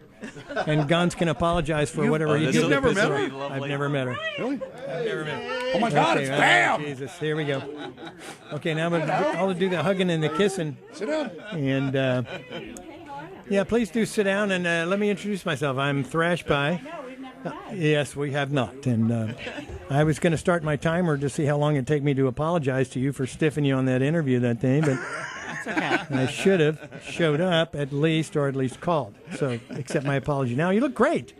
Thank you. Well, wonderful. You know, how about there's Gonzo? How the hell would you know? You've never met her. I just said that. I'll take a compliment from anybody, Paul. Hang on a second. That was condescending bullshit. Pam, I know it. you look great. Okay. See, there you go. Thank you. Paul can say that. You bet. There's Gonzo. You hate him, right? Okay. I knew that was coming. I'm just messing with you. That's what we do here. It's good to see you. It's good to see you, too. Are you going to apologize to Pam like you told me you would? Well, At least 20 years. I just, yes. Oh, let's forget all of that. Is Gary Price here? He was, and I'm sure he's around if there's liquor He's somewhere. gonna If be that's here. where Gary is. Right, Gary's here No, somewhere. okay, good. I want to see Yeah, him. it was tremendous to see him. And of course, what we're doing, you understand, Yes. is celebrating the 30th anniversary of the launch. Now, you're pretty much what I'm, and I'm the guy who structured this thing as you're in the sort of the middle era. 90-91, yes. Immediately after Tom Marshall. What caused Yes. Marshall to leave? Yes. Another job. Why the Tampa gig? Yeah. Tampa. Why? Wow, I came why? from Tampa. Why Y106. XTB. XTB Whatever. in Tampa. Yeah. Whatever. Oh no, YNF. No, it was Been YNF. there. Yeah, that's right. Yeah. Been there. You're That's right, where you're Kerry right. Kurloff came from. Good. That's correct. So So I come your in. favorite memory. Yeah, you came in, and what did you think you had to clean up? Well, What was I was wrong one with of the few females there Very much so. that wasn't a phone fox or No, right. or something. Oh, it was tremendously male dominant. So as the genre was. Absolutely. Is this terrestrial radio or No. Oh, so I can say what? You pretty much can, Pam. You can F-ity F all you want. Is Filthy Phil here? No. No, he's Phil is the announcer at the Ducks games. I and know. They have And a I game won't. tonight. I won't say what Phil said, but my first introduction was hearing Phil on the radio, and he was talking about eating something Attaboy. that I can't mention, and I was like. You can't say that on the radio, right? He's like, why? And that was my introduction. Like, why? to KNAC. Yeah, why? Very Why? fair question, I think. And I remember Paul actually Long Paul was always awesome because he did his job really well. He showed up on time. So did Greg. But no, Tawn, I remember Tawn, great stories. I mean, God bless her. I miss her. I had to suspend her one day because she literally never came in on time. She never said that she'd done it. But I think the good thing about that was that it might have given Jack or somebody else their first shot on the air. Yeah, exactly. Yep. In fact, I found out that I think I put Jack on the air for the first time. I think I gave Stu his first job. Oh, wow, cool. Certainly got Brian in. After a long. You begged me. Oh my God. I know. That story is like. I mean. Yeah, but you were at KGB, weren't you? Yeah, but I worked with her there. But he was doing nights, late nights and then nights. I was doing nights. I was doing the metal show. And he'd never done programming. And she comes up here, and I like interview with her right away. And it took you 4 or 5 months before you finally hired me. She scoured and looked for anybody other than me to hire. No, it was the pirate suit that did it. but it was great. I went to the Cat House thing a little while ago, and I ran into a lot of people there. And well, I was really there. fun. We missed you. Yeah, I missed you. We didn't get to. But I saw Stu, and I mean, I didn't realize. I think I made Stu production director, perhaps, and now he's been at KLOS forever. So no, it had a great run there, and honestly, I don't think that KNAC would exist without Gary Price. There's no question. Oh, yeah. And I'm sure you guys have all talked about that. But the fact that he took a corporate entity and let these crazy people run it. Yep. And I remember once when Fred Sands, God bless him too, just passed away recently. Mm-hmm. But I remember he had to do a commercial or a voiceover or something, so I literally had to give him voiceover instruction. He came into the studio. Who, Fred? Yeah. Oh, wow. Fred. And that was I remember that what was you're talking really nerve-wracking. Yes. because I'm thinking, oh my This is God, the owner of the company. Yeah, here's this Right. multi-hundred-millionaire guy coming in and reading spots. I'm like, Right. well, you might not want to do it like that, you Right. know. But no, it was great that he let Gary run with it. And you know, I have to dig this up. I know it's sad that I don't know exactly where it is, but I filmed that whole last day when Metallica came in. I remember that you filmed So it. I actually have that. I don't know exactly where through my moves, but I have that somewhere as well. That was a super sad day. That's And like from inside the studio. From in the studio, and the Yeah. fact that they let me film it was pretty unusual, you know, because they don't allow a lot of stuff like that. I need that. But I mean, I have great. I mean, Metallica. I remember when they were first on the air, they said shit, and then Lars, of course, said shit or fuck. I said shit. I said fuck. Yeah, that's I'm like, Lars. Oh yeah. my God! We covered and they that kept earlier, going too. and going and going, and it just like, you know. That was a game with them. It was, yeah. but I mean, we still had a radio license. Correct. You know, we were Right. still had to respond to the FCC. I every day pretty much thought we were going to be fined for at least. There's no But question. it Every day. never happened. I guess it just wasn't on their radar, and plus, anyone listening to us never wrote a letter to the FCC. I think that's the big reason. That's Nobody that's complained. the only reason. Yeah, the people that were listening talked like that at breakfast. Right. It wouldn't happen now. It wouldn't happen now, though. It's a different time. totally if this different. happened now, Gone. Done. because you know, for years now, I've owned this show called The House of Hair, and with Dee Snider, recently sold that. Actually, just January 1. But anyways, what I was going to say is that we aired a song that had a swear word in it, a Van Halen song where he says "what the f" at the end. Oh, right. Just Yeah. really tails right, out. right, Yeah, right. we played for I years I and didn't years even and know. years on Everybody wants it. We always played Well- that We on always there. potted it up. Right. And turn it up but at we the got end. we got a complaint to the Yeah. FCC, and it was really my. nerve wracking because it's like 150,000 a station or something. Sure. You know, and I'm like, oh my gosh, you know, I'd never even thought about it. And luckily, it didn't go anywhere, and it was an honest mistake and Now, all you see, that. But when I went to KLOS, pretty much right away, I heard from Bill Summers. He says, you know, you said that kicked ass. Ass, yes, ass. He is says, now a and problem. he says, that's a body part, Right. and we can't. No, that's right. We can't do that. Correct. And what? Yeah. you had to really rethink everything. Yeah. And then Kurlop, bless his heart, got between us. And, and it's- Well, I was coming from KGB, and I mean that was very corporate. Yeah. And that was, you know, that was Yeah. it was a great station, but it was a lot more conservative. Well, let me ask you this, Pam. What, as you recall, what kind of influence did that little radio station have on the rest of the radio community, if any? Oh gosh, on the radio community or on the record community? All right, either one, I because think they're on the, separate entities. On the radio community, unless you were in Southern California or even in the West, I don't know if you understood KNAC. Mm-hmm. You definitely saw it in videos and the bumper stickers, and mainly in the videos because MTV was so big at the time. But I think that if you were at a label and ran a label, I mean, I can't even tell you the impact that it had, and especially because I went to a label right after I went to Columbia, right after KNAC. And, I mean, these were days you have to, it's so odd that a Dokken record would come out and it sold 3 million without even thinking about it. You know, now if something sells that, it's a huge, monstrous event. You know, you just saw what Adele did, and she, you know, she did close to that or whatever in a very short time, of course. But I mean, a lot of these records, I mean, I still know a lot about it because of House of Hair.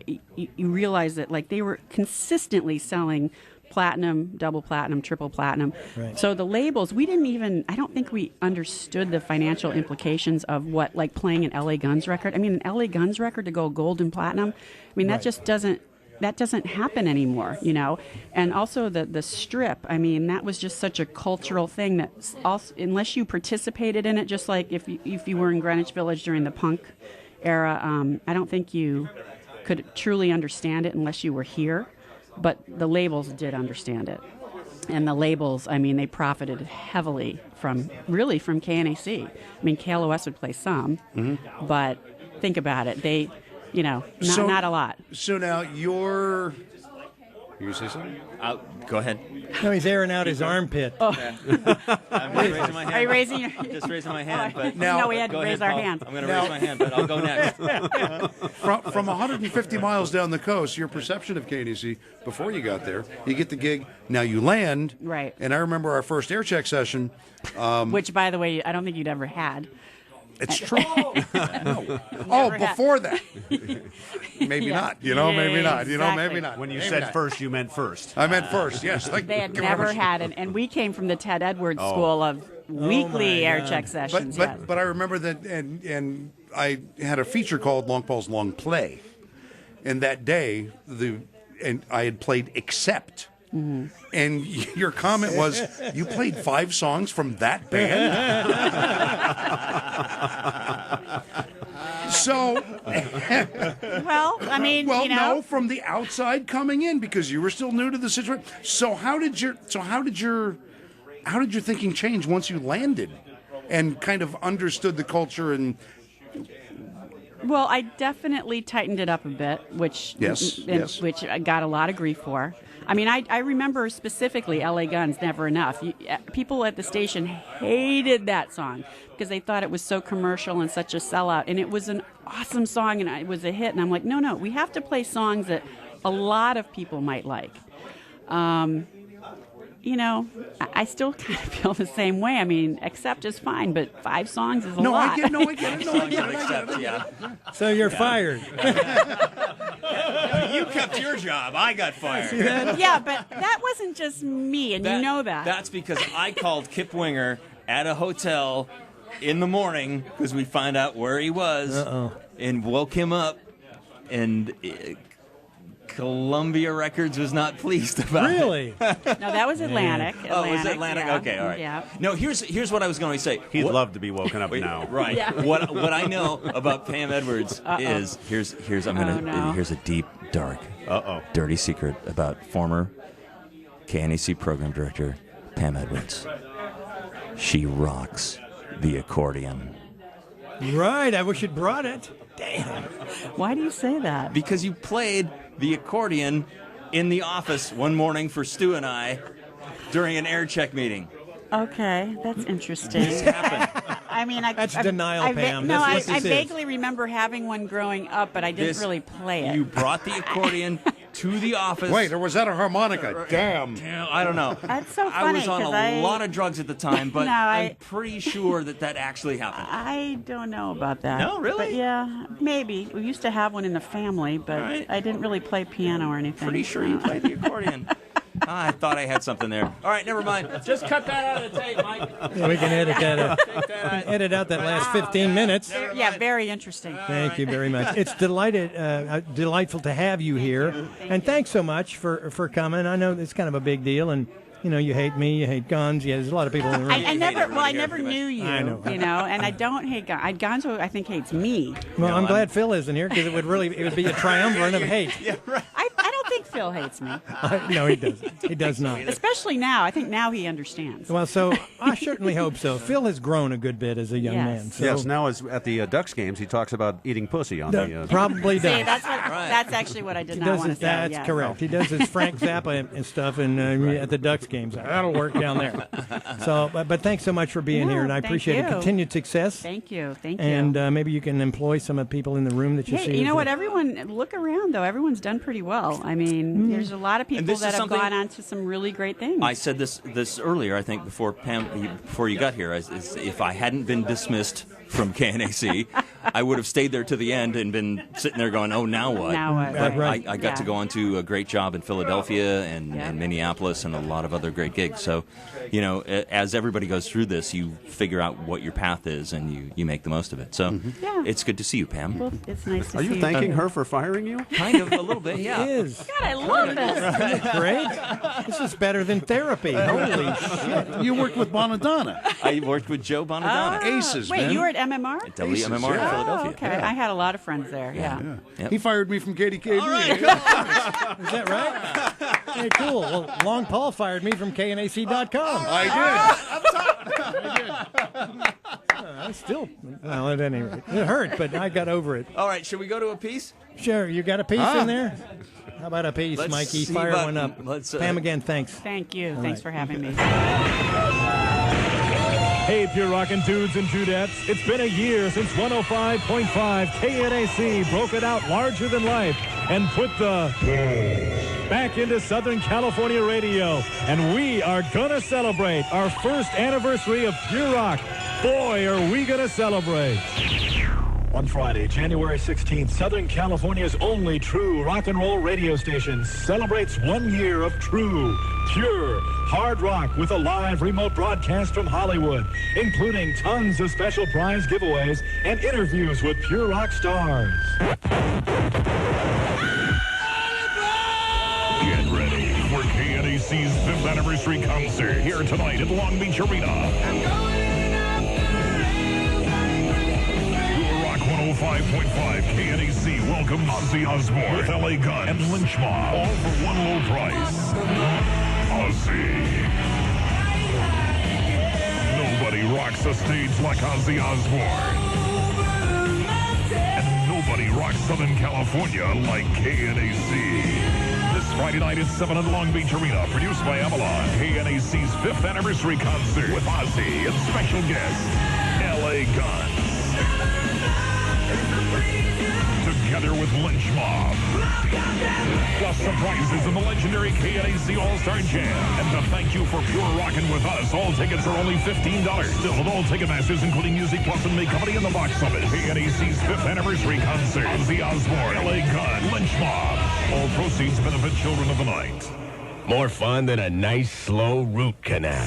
105.5 KNAC. You know, such lovely imagery Love we pervade on Really was people. awesome. All right, now, we were streaming. The king over here, Mike Stark, found an entire Thrashpie morning radio show from like the 94 springtime. And this lovely voice that you're going to hear was predominant on it. We heard all your traffic.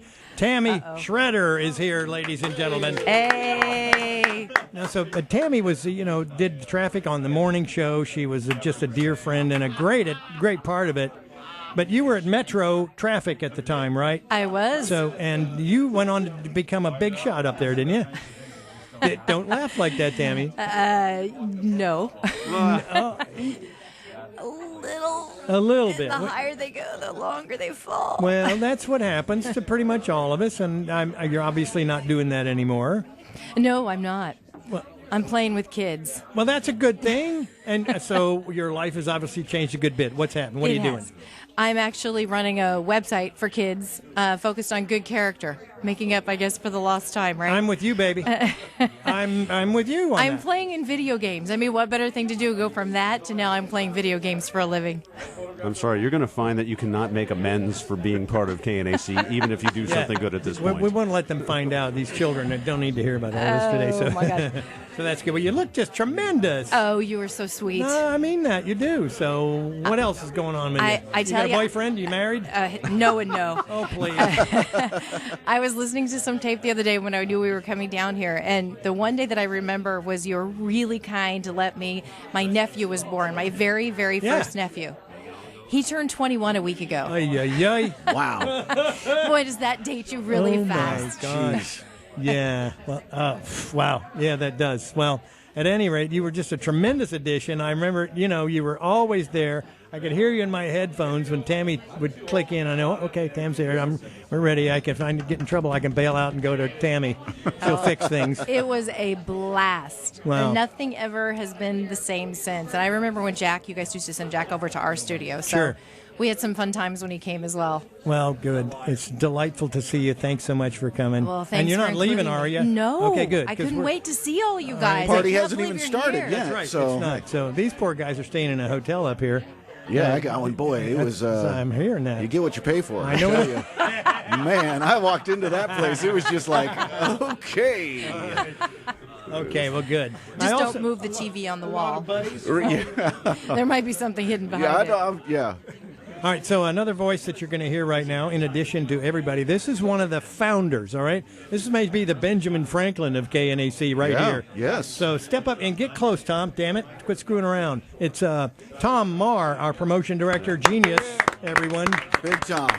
So Yo, thanks. what up? Well, I'm glad to see you again. I'm glad you could make it. I am too. We had a little loss of somebody in our family. This. Oh, last I'm sorry. Lemmy. You know. Oh, Lemmy. Yeah, we had a discussion about Lemmy here a little while ago before you got here. What's your Lemmy story? Got one? Got 5? Got a zillion? Got 20? Got 300. About more than 300. You know, he was one of our clients. And Okay. So it's a sad day, and tomorrow's his funeral. Oh, it is.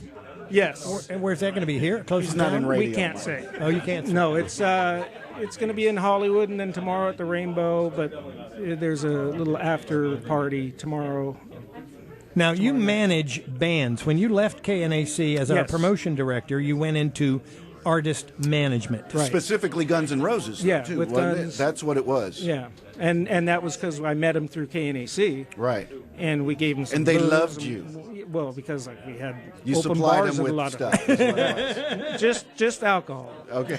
And food, because they were doing that couch tour in between. You know. Right. Yeah, they were homeless. Yes, they were, or it depends on who they were with. Right. And then they were homeless. So we became friends, and they asked me to join their management team and leave KNAC. And Not a bad gig to go to. Yeah, you couldn't say no to that one. no, you know, it was a wild ride for from like 90 to 95, and then Slash and Axe had their little parting, and Slash asked me to stay with him. We were trying to put it all back together. And it just took, so we tried until like 2001, and so it's taken another 14 years for them to finally get together. And now we have Coachella, hopefully, you know. I've heard that. Well, and of course Axl didn't show up at Kimmel on what was that, Tuesday That was night? Tuesday. Oh, great. Good old, come on. You know, Come so on. some things don't change. Yeah, nothing changed. He doesn't show up. Hey. Tom, just tell him it's the day before, and he'll be there on time. No, say that you're on at 9 and he'll show up at midnight. And Kimmel will be like, the set will be clear and everyone will be going. Isn't that something? You know? You'd think, well, at Some any things rate. never change. But you managed other acts, right? You have Yeah. a company? Is it your company? Well, yeah, it's a partnership. I have my own company. We had with Guns. It was another company. Right. So it's I been see. a thing. So right now, we work with. Well, we had Motorhead was a client, and as of a week ago Monday, that ceased. I feel bad for Mickey and Phil Sure. because the band's basically done without Lem. With no Lemmy, no band. Yeah. Right. And we have Anthrax, and so those guys were getting ready. They're flying into, I think Scott's going to the service tomorrow, Scott Ian, and then we start press, and then we do the Lamb of God tour starting next Thursday or Friday. And then we do that for a month, then we do Iron Maiden. And Bruce is flying the jet, the 767, Oh, no, of course. Sure. That's pretty cool. You know, and so Right. that's pretty busy. When you were at Long Beach State, how did you find out about KNAC? How did all that work out for you? I was doing the concerts at Long Beach State, and KNAC was an alternative station at that point. Yeah. And we'd have bands and stuff on, and Nikki Randolph, the great and famous She's Nikki here. Randolph. Oh, Yeah, somewhere. she is. She's floating around. Yeah. Oh, yeah. So they were trying to get the KNAC. They were trying to get them on campus, and so it was like KNAC was cool. Uh-oh, it's Stu. Stu Herrera, everybody. There's Big Stu. We're talking with Tommy Marr. Hey, Tom Marr made it. Dude, yeah, in shock. I know, it's kind of scary. Way to screw everything up. Thanks, Stu. Wow. We're even more organized than we were. Yeah, you did. Talk about. What's in here? How are you, man? Oh, look. Well, it's good. This is, Wow. this is a sign that things have changed when Stu walks in with a water bottle. Yeah, you know? right. He says it's water. It's just clear, bro. No, it's water. Oh, good. It's good to have you here. Tommy, Yeah. finish up real quick with your how you Oh got no, hooked up. you know, and so then they just asked if I wanted to come to work with KNAC, and then about a couple months in with the rock and rhythm format, Yeah. they said, "Whoops, you're all guess fired." what? we're going to this format that we're going to just do Metallica, metal. Maiden, and everything. And it's like, really? What was your favorite big promotion? Every one of them. We had because the staff, Pick one, everybody, all of us did so. You had to wear so many hats at KNAC to pull stuff off, and from. Everything was just it was so good because everyone gave so much of themselves. Well, you had to get out there. The KNAC nights, the Red Onions, the Cabo trips, the ski trips, the WrestleMania going out with I did that. With Hulk Hogan. I had a tuxedo, man. I did that stuff. Wally George. Wally George, yeah. And there's Thrasher. It's all over YouTube. It still is. My son sees that stuff. It's pretty epic. That's hard to explain. And your son's going, "Who's the old guy?" And he says, "That's me." He goes, "No, the other guy." The other older guy. Who's the guy with the bolt-on hair? Oh, I had a mullet. If Tom Marr had enforced the rules regarding internship, I wouldn't be sitting here right now. It's true. The internship was, one semester, and Tom kind of looked the other way. I was, working hard, and I interned for a full year before, an opening, a position opened up, and I was able to get in. But I mean, like where I work now, you work your semester and get on out. Right. You're done. And it was so funny because, God, where's that Stu guy? And then you go back in production, and there's Stu, cutting tape and, Or sleeping. Yeah. Sleeping. And I've it's been here a day. Icing down wait the a minute. beer. And Stu's like, I've been here for 2 years, If any rules were enforced in that place, you wouldn't have been there. Touche. Wow. Well, but that was awesome, though. And look at you. You're the world famous Stu Herrera. Oh, Stu. I've done okay for myself. Yes, you have done okay for yourself. And you're the best in town, probably the best in the country. I wouldn't go that far. Don't but give me that crap. There's the best voice guy right there our station ever had. There's No Pop kidding. Slam. I've been going over the promos and stuff. I'm like, oh my God, you're a genius. I don't know. I guess that engineering thing worked out okay, but the scripts and the characters that Ron did are just. I found the Batman promo the other day, and it's all you do. 4 voices in it. It's awesome. Nope. Unbelievable. Says thank you. All right, he says thank you, and that's enough. Well, and you'd always come down if Ron was around starting to work on stuff, and you'd just want to kind of stick your head in to see who was who's coming out of the, who's in the room, what character is he doing. You see his arms. He makes garlic smell like Lavoris. Oh, yeah. Right? Remember that one? You must be the king of farts. It's fresh. God, I hadn't heard that in forever. Yeah. That's awesome. Well, Stu is also famous, because when I bugged out and wound up at KLOS and then Pirate and all that, you and Gonzo did the morning show. Yeah. And fortunately, we're here at the lovely LA radio studio on the Los Angeles Harbor next to the Vincent Thomas Bridge. I was driving over that thing, where you thinking guys to myself, how in the hell did we even get the They did permission? It was a different world right. to do that. That's right. Yeah, it was the jump. Unbelievable that something like that was that we would could never pull that happen off. now. That It would would never never happen now, and that's ironic to me because now there's a million Bluetooth, and technically it's way more doable now than it was then. Oh hell yeah! To broadcast a jump, tethered to wireless stuff like that didn't happen back then. We barely had that. I looked down at the bridge, and only it stuff seems like like that. it was only yesterday. Yeah. Stu and Gonzo are not really going to do that bungee cord thing tomorrow, are they? Well, we had a coin toss. Stu is jumping off the Vincent Thomas Bridge. He can't. Why not? Because he might get hurt. Yes, what if he gets hurt? Oh, man, come on, Stu. It's only 15 stories. Wow. Well, this certainly adds a new dimension to the excitement, doesn't it? Well, The old death dimension. Stu should jump naked. Oh, and maybe we should attach the bungee to his... Possibly. No. Definitely not. But we will be tempting the hand of fate. You will be tempting the hand of fate. Yes, tomorrow, Friday the 13th. Stu's jumping off a bridge. Come down, check it out beneath the Vincent Thomas Bridge, San Pedro. Take the Harbor Freeway 110 south till it ends. Get off on Harbor Boulevard. Cruise into the parking lot for Catalina Cruises. Do not stop on the bridge. But bring some donuts and radio and come down party with us tomorrow morning. Pure Rock 105.5 KNAC.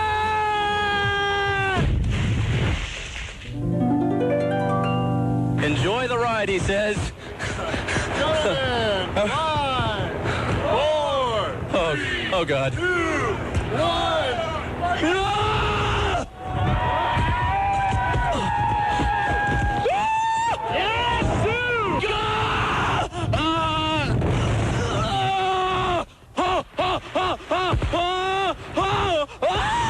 To be primo, you gotta be extremo.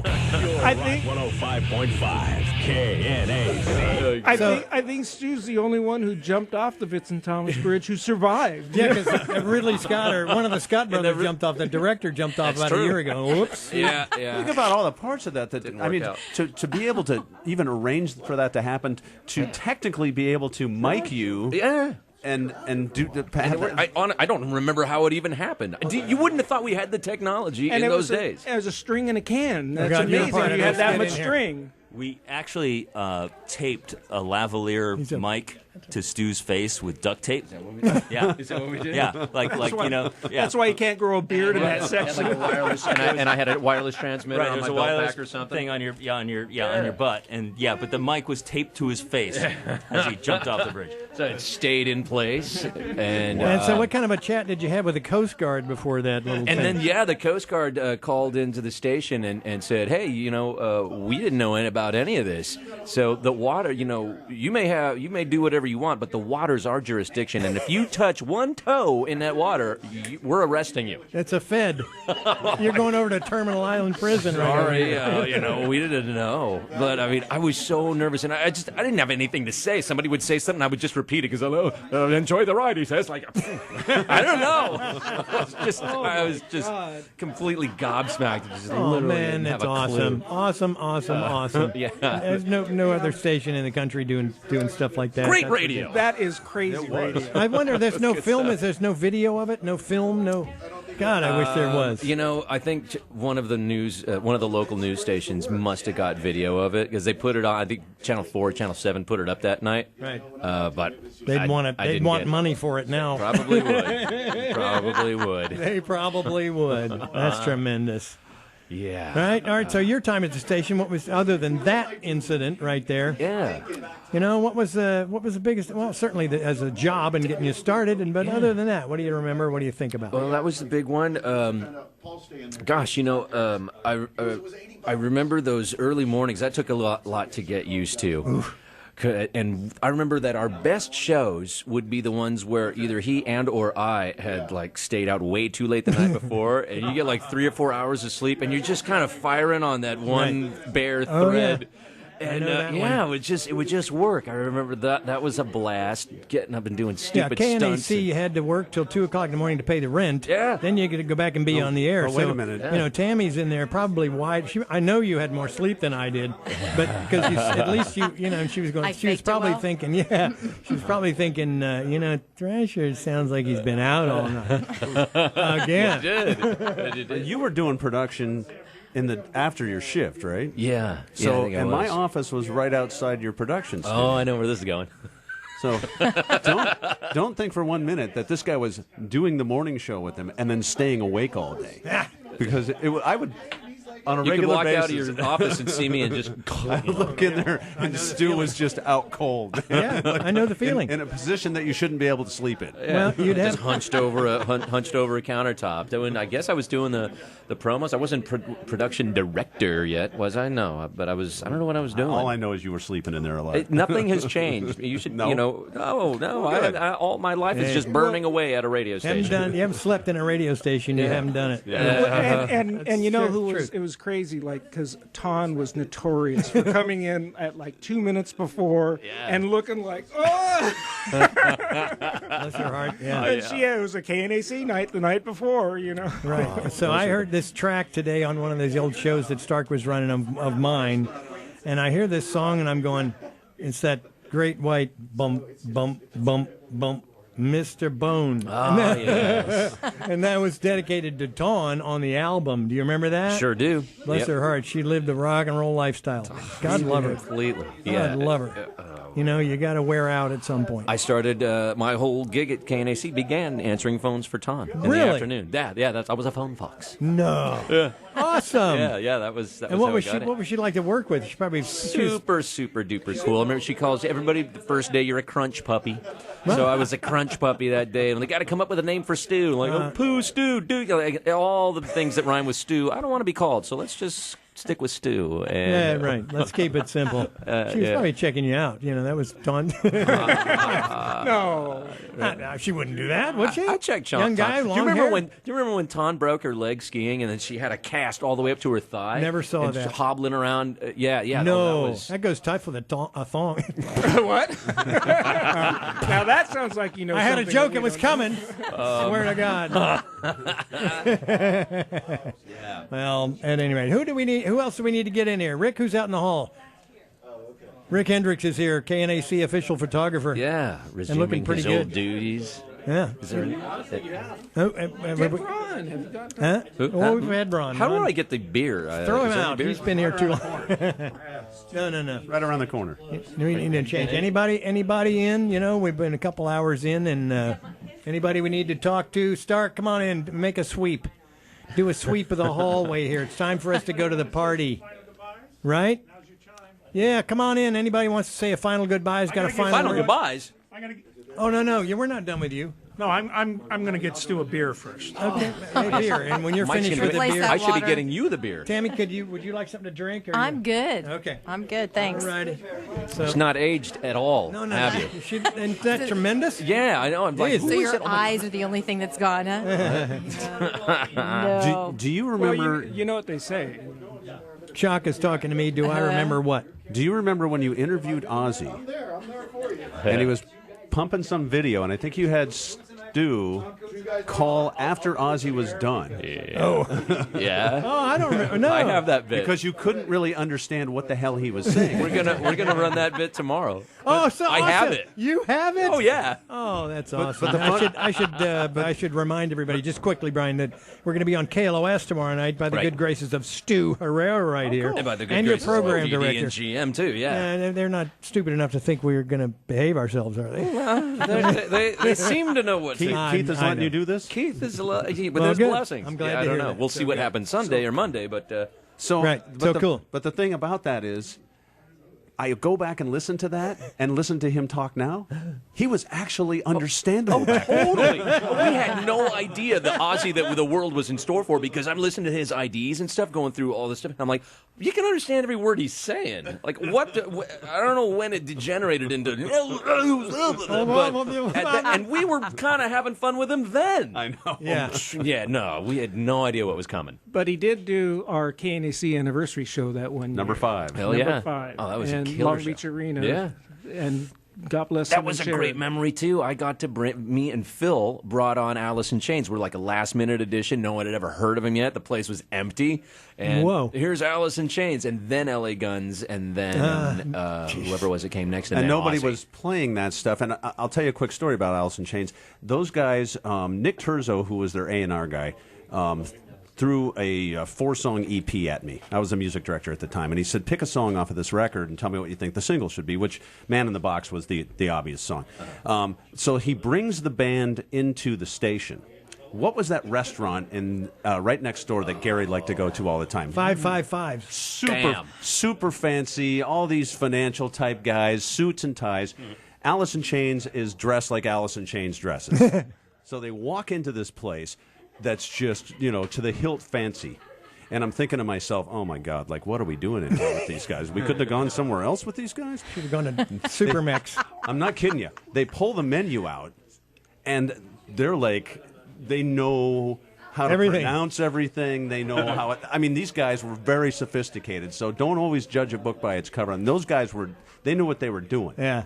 It was one of those moments where I'm like, why are we in The here picture with these doesn't guys? fit the story Yeah. here. Why are we in this place right now with these guys? But, they could have run circles around me. I don't know what the hell I'm ordering You're right right. now. I don't know. What language is You mean this? I'll have the 2 Chuck and a hot dog, please? I mean, how many times, like, the stories of when we did Skid Row at the Marquee, and we did the Westwood One broadcast, and Yeah. right before the album, the album just came out, And it's like, why would, that was one of the best rock shows I ever saw. I got to introduce that one at the Marquee. At the Marquee, in Westminster. I'm serious. We got that big Westwood One truck outside. Oh, yeah. And then another time when Cinderella first broke, and we did an in-store with Cinderella. I remember it. And they were like brand new. I was riding with them, and we turned around the corner, and they go, no one's going to be there, and there's a huge line of fans. I'll tell you, my first run-in with that sort of thing, first day visiting the station. First of all, it's about 2 days away from Halloween.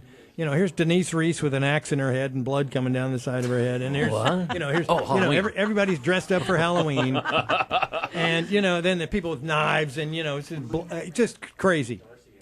And we'd go out with Jimmy and go down to Supermax, have a couple of beers and a burrito, and come back to the station. And here in the break room, I thought, those are chicks. No, it was Striper.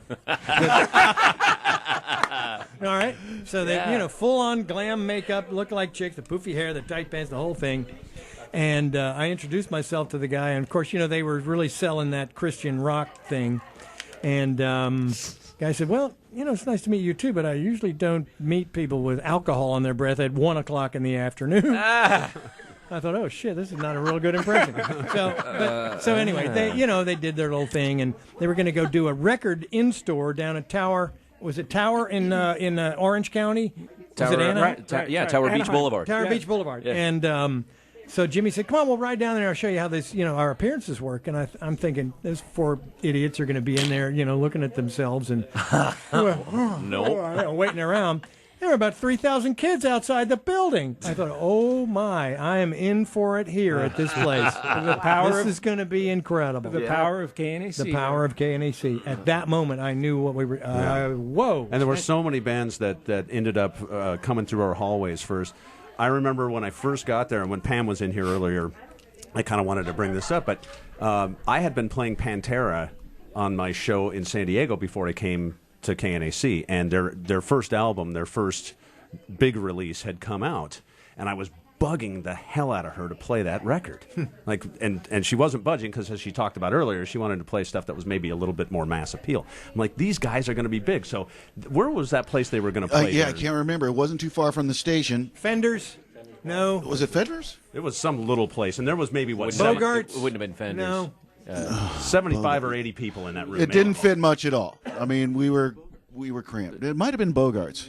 I think it might have been Bogarts. Yeah. Wow. Yeah.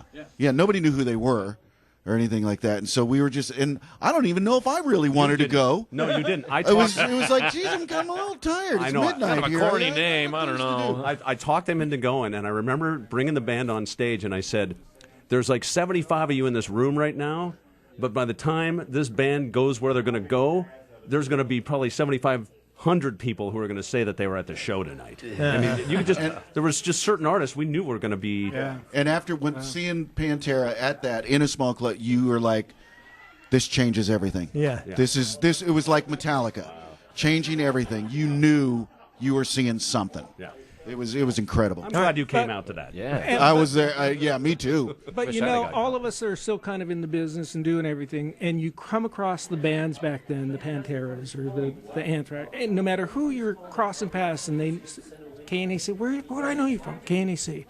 Love that station. Yeah. All these bands, these great bands. One of those unforgettable little places. And they went, man, that was such a cool place. Yeah, I loved there. And it took us 2 hours to get there from L.A., from our hotel, to come down there, but it was cool. All right, one thing before we put a lid on it and go to the party. No, we don't have to. I just wanted to say, Stu got here a little slightly after our Lemmy memories. Now, we talked about, of course, most of our memories were, okay, Lemmy, a bottle of Jack, a bag of chocolate chip cookies, Lemmy in Daisy Dukes and flip-flops, which there's something you can't forget. And your story about Lemmy, what happened there? I think you're talking about the song. I am. Yeah. Well, we'd been around him a few times, and I'd cut IDs with him and stuff. I'd met him, a couple times. Sure. And I thought... there was some kind of contact there. So anyway, at the time you came back, this was Thrasher version 2, and we were working on song parodies and stuff, and the song "Not a Nice Guy" was on the radio. And so I rewrote the lyrics. No more Mr. Nice Guy. No. I'm not a nice guy after all. I got you. And I thought, well, this would be funny. And, the ID that Lemmy has running on KNAC says, hey, it's me, Lemmy, the ugly one, blah, blah, blah. I go, what if we wrote a song, or what if I wrote a song where, like, the lyrics are like, hey, I'm Lemmy and I'm ugly, but I'm not as ugly as Thrasher. I don't look like Thrashpie after all. That was the lyric. Right. So I write this whole thing out, and I'm kind of chuckling at it, and I show it to Greg Steele, and I said, can you pass this along to Todd Stringham and see if Lemmy would, cut it? He's like, I really don't think that's a good idea. I'm like, well, I don't know, how bad could, what's the worst he could do? He could just say no. He's like, well, I don't know, Stu. This is really, really not cool. So I said, well, just give it to Todd and see what Todd says. So he does, and Todd says, well, I don't know. And he basically said, I said, Lemmy. I mean, if you think it was going to piss him off, then don't do it. He's like, I'll show it to him. I think it's going to be okay. So the next thing is I get a fax back, because we faxed in those days. And the fax has a cover sheet from Todd, and it just said, well, I guess the answer is no, Stu. And the next page, Lemmy has rewritten my rewrite, and the lyrics are, I want to rip your arms out of their sockets and smell all the blood around the wall. This is really mean, and just that. And the next, I'm like, oh no, I pissed off God. Oh my God. But I never knew for sure whether Lemmy associated that lyrics, those lyrics with my face in his mind. Like, I don't know if he ever really knew who that was, because I hung out with him many times after that, and on his tour bus and stuff, and he knows my name, and like I never brought it up, and he never brought it up. And now I kind of wish that I had, just to say, I wrote that horrible thing, right? Yeah. Do you forgive me? So I'm one of the few people that Lemmy was really mad at and lived to talk about it. And lived to talk about it. See, everybody's got a Lemmy story. I told you. Seems like it. And other than a bottle of Jack and chocolate chip cookies. Yeah, that was good. I remember he came down like on a Saturday for some reason, and of course I was there, and we cut IDs together, and he had his Daisy Dukes on, and smoked a pack of cigarettes, bottles of Jack, and I had him sign my guitar, and he was so fantastic, and I'll never remember what the hell I was doing there on a Saturday afternoon, but it was. No, you were swamped like everybody else. Catching up on production. Every imaging production guy is. You're there on the weekends. No life. That's right. That's correct. That's what we did. All right, let's get it. Paul, come in here. I'm getting tired. We need to wrap this thing up and go to the party. Wrong Paul. Is this not the party? Shit, I'm already hammered. What? You're already hammered. Did you guys all get here at 4 o'clock? No, pretty much. They trickled 5. in. Oh, yeah? Yeah. And, that's fine. Let's see. Razor showed up first. Gonzo showed up. I said, well, they're professional guys. They'll be here. The two of early. them. Paul trickled in a little while, and for you, all right, you're not leaving, Tammy Shredder, are you? You're not going home, are you? Okay, that's fine. Come on in, everybody that needs to say goodbye, come say something. If you'd like to. Yeah, go ahead, Michael. Now, 33-year career, and I posted this on your Facebook page just recently, but seriously, that first break with you is the highlight of my career. Oh. And don't dismiss that, because I've had some cool stuff. I was 21 years old. I'm interviewing Steven Tyler and Joe Perry. Oh, well, I'm cooler than both of those guys. Yes. So that... I could go on, but, seriously. Well, thanks. I'm glad it was. Look, you've one of the only one of us that's still working consistently, right? Before I got the KNAC gig, and I would come to LA on record company junkets, I would demand the record company guy drive me around Hollywood so I could listen to your show from 9 to 10. I would get up early, check out at the hotel early. That would be part of the itinerary, is to listen to your show. Well, here we've blown the power into place now. That was the last call? Yeah, last call. But it was that big of a deal to me to hear your show. And well, God bless you, Michael. Thanks so much. I've lost a little volume. We wish only the best for you. Thank you. And I know you've gone really out of your way to get down here.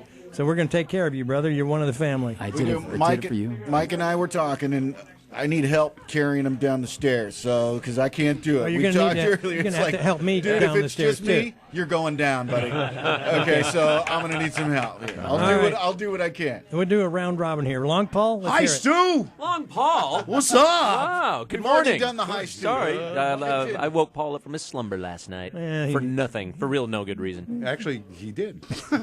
Right. Huh, what? Last thoughts? Yeah, last thoughts. There are no last thoughts. No, there are no last No, thoughts. there are no last thoughts. You know, it's good to get back together and do this. Yeah, it is, isn't it? It really is. You know, Well, would you do it again? I mean, not this, but the whole 10 years worth. Well, sure, yeah. Hell yeah, I would too. Well, yeah, sure. What the fuck kind of a question is Well, that? okay, it was a bad question. What kind of a question is that? Hey, am I the only one here thinking that Long Paul has become our William Shatner? You know, it kind of is. Thank God you said it. Okay. Oh, man. All right. No, that's fine. Yeah, hey, you know what? Run with it, man. Run with it. Go, buddy. All right, so a couple of weeks ago, Paul calls me, hey, Pie, check this out. We might be able to get on KLOS. And he goes, keep it under your hat. I'm working on it. I said, I'll wait till I hear from you. And so about, a couple week ago or so, Yeah. calls, and we're ready. So who's going to be on? Me, Paul, Stu, Gonzo, Darren. Yeah, that's five of us. We're gonna have, it's going to be a full room. There's five of us. There's a guy that's running the board. Is the guy running the board? Yeah, there's a different guy running the board. Oh, I'll be really? running the yeah. Really? This is like a broadcast engineer? Relax, man. You fucking union guys, man. Hey, I'm a union guy. God, That's fancy. Dude, I haven't been behind the board since 1997. So I got enough to juggle without worrying about signing logs and hitting stop sets and stuff. I never did the logs. Is Norman going to give us all a free pair of headphones? We're gonna. Well, you're not gonna leave with them, but Oh, yeah, damn, you can man. wear them. All right, Plus, Rick will be in there, so there's 6 of us right then. We could. I don't know the But we're sexy coming six. at different times. Yeah, We're the coming, sexy six. I mean, You know, what's the deal? Show up. Show up. Just show up. Yeah, Okay. yeah. 7 We'll o'clock, kinda that starts tomorrow night on the KLOS. 3 of us will begin at 7 for sure. And let's see, we've got the Lars phoner, that's happening. Cool. The Rob Halford phoner is Nice. happening. And possibly the Scott Ian phoner. Scott Ian's, I he think. just doesn't know. Dude, and all around this Lemmy Memorial And the has become a Sunset Strip takeover. Totally. And it's just, like now Anthrax is like doing a set. Whoa. And it's Inside like, the we're rainbow. going to call you, but we don't know when Inside we're the playing. rainbow. I missed that one. And it's Yeah, that's like, pretty you're cool. playing? So, dude, I'm freaking out Is that because tomorrow it's going night? to be chaos all over the place, and we're going to pretty much be in terms of rated just like ground zero for it in a sense. All right, so tell me your program director's name again. I Keith Cunningham. God bless Keith Cunningham, Dude, everybody. and God I'll bless tell you him. something else. I'll tell you something else. Well, Oh, Keith, absolutely. Does he know but, what's but going to nothing happen happens. when we go on? Keith, Keith, Keith doesn't just act unilaterally. Dawn Giraco is our GM, and this chick is so fucking hip. She was the GM. I didn't realize this until I had to connect the dots. I'm like, why is Jonesy here? Why are we talking to Jackie, Full Metal Jackie? Oh, because Dawn was the GM at Indy 103. Is she blonde?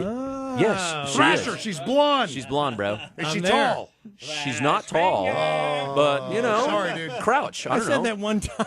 Listen up, T-Pie. She's a cool chick. I'm really digging her. She's kind of sexy. Well, wonderful. Right. Very good. I'm on Medicare. So we're can handle it. so we'll definitely stroke them tomorrow. And there's just and me and Paul are fighting over the music. That's awesome. Wait a And- minute. No, Wait a minute. come on. Okay, it's his radio. Give me an idea of the playlist. All right, Can you? so yeah, I can do serious. that. So no, just let me say. So the first song is going to be "Fade to Black." We're gonna do fade. We're gonna reverse out of it, right? So "Fade to Black" is this little thing that leads into it. And then I just wanted to hit with like the big, great, the big songs.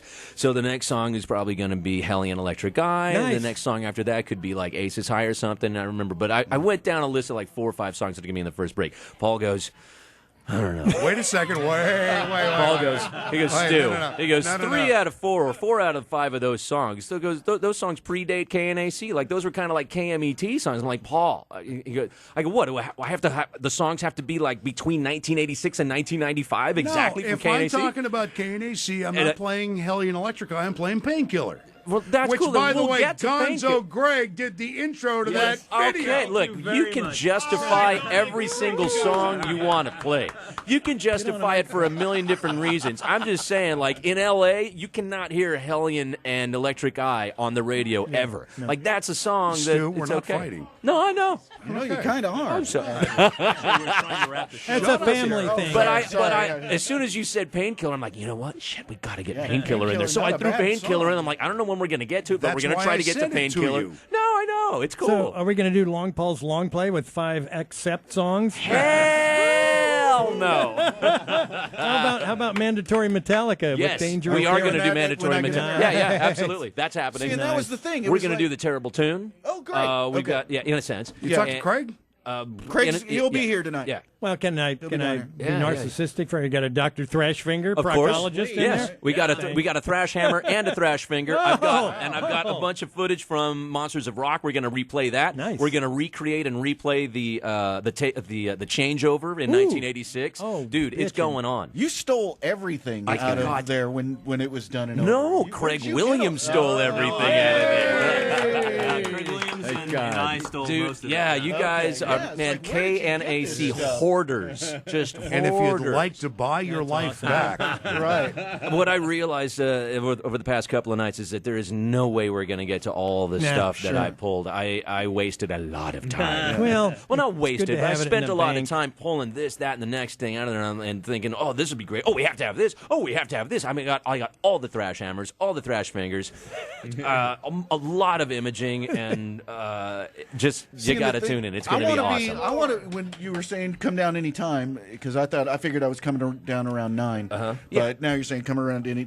But it's like I want to hear it. Yeah, me too. I want to. I want to be on the road. Yeah. Okay, somebody out there in my record car. this for us, please. Thank you. We're going to be recording it. You can stream it afterwards. I mean, it's not going to just go into the ether. Okay. Without, Okay, great. you'll be able to Stored listen content. to it. I have a streamy thing that we could probably Oh, don't stream in here, please. I'm going to stream it all over you, Thrashpie.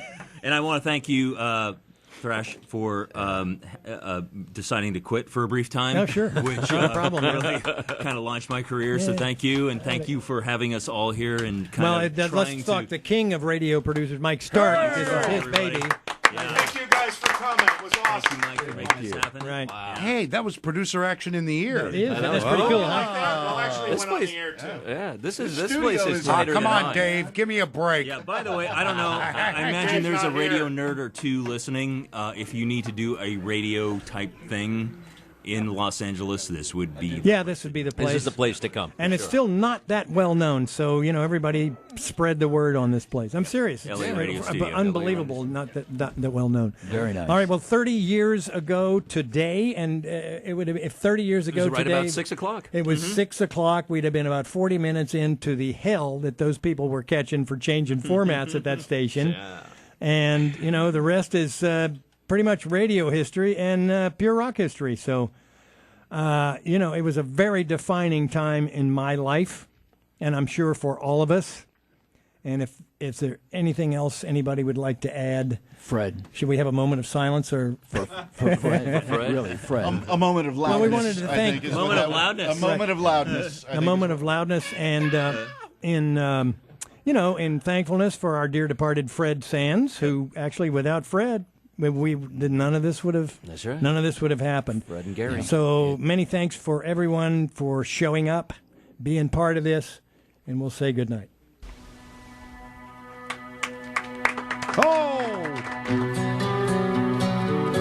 This is KNAC, Long Beach, Los Angeles. KNAC's Pure Rock is now signing off. Thanks for your support. You have been the greatest.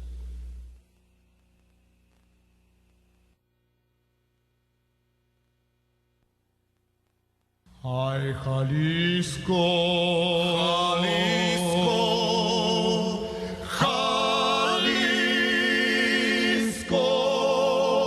Jalisco, tú tienes tu nombre.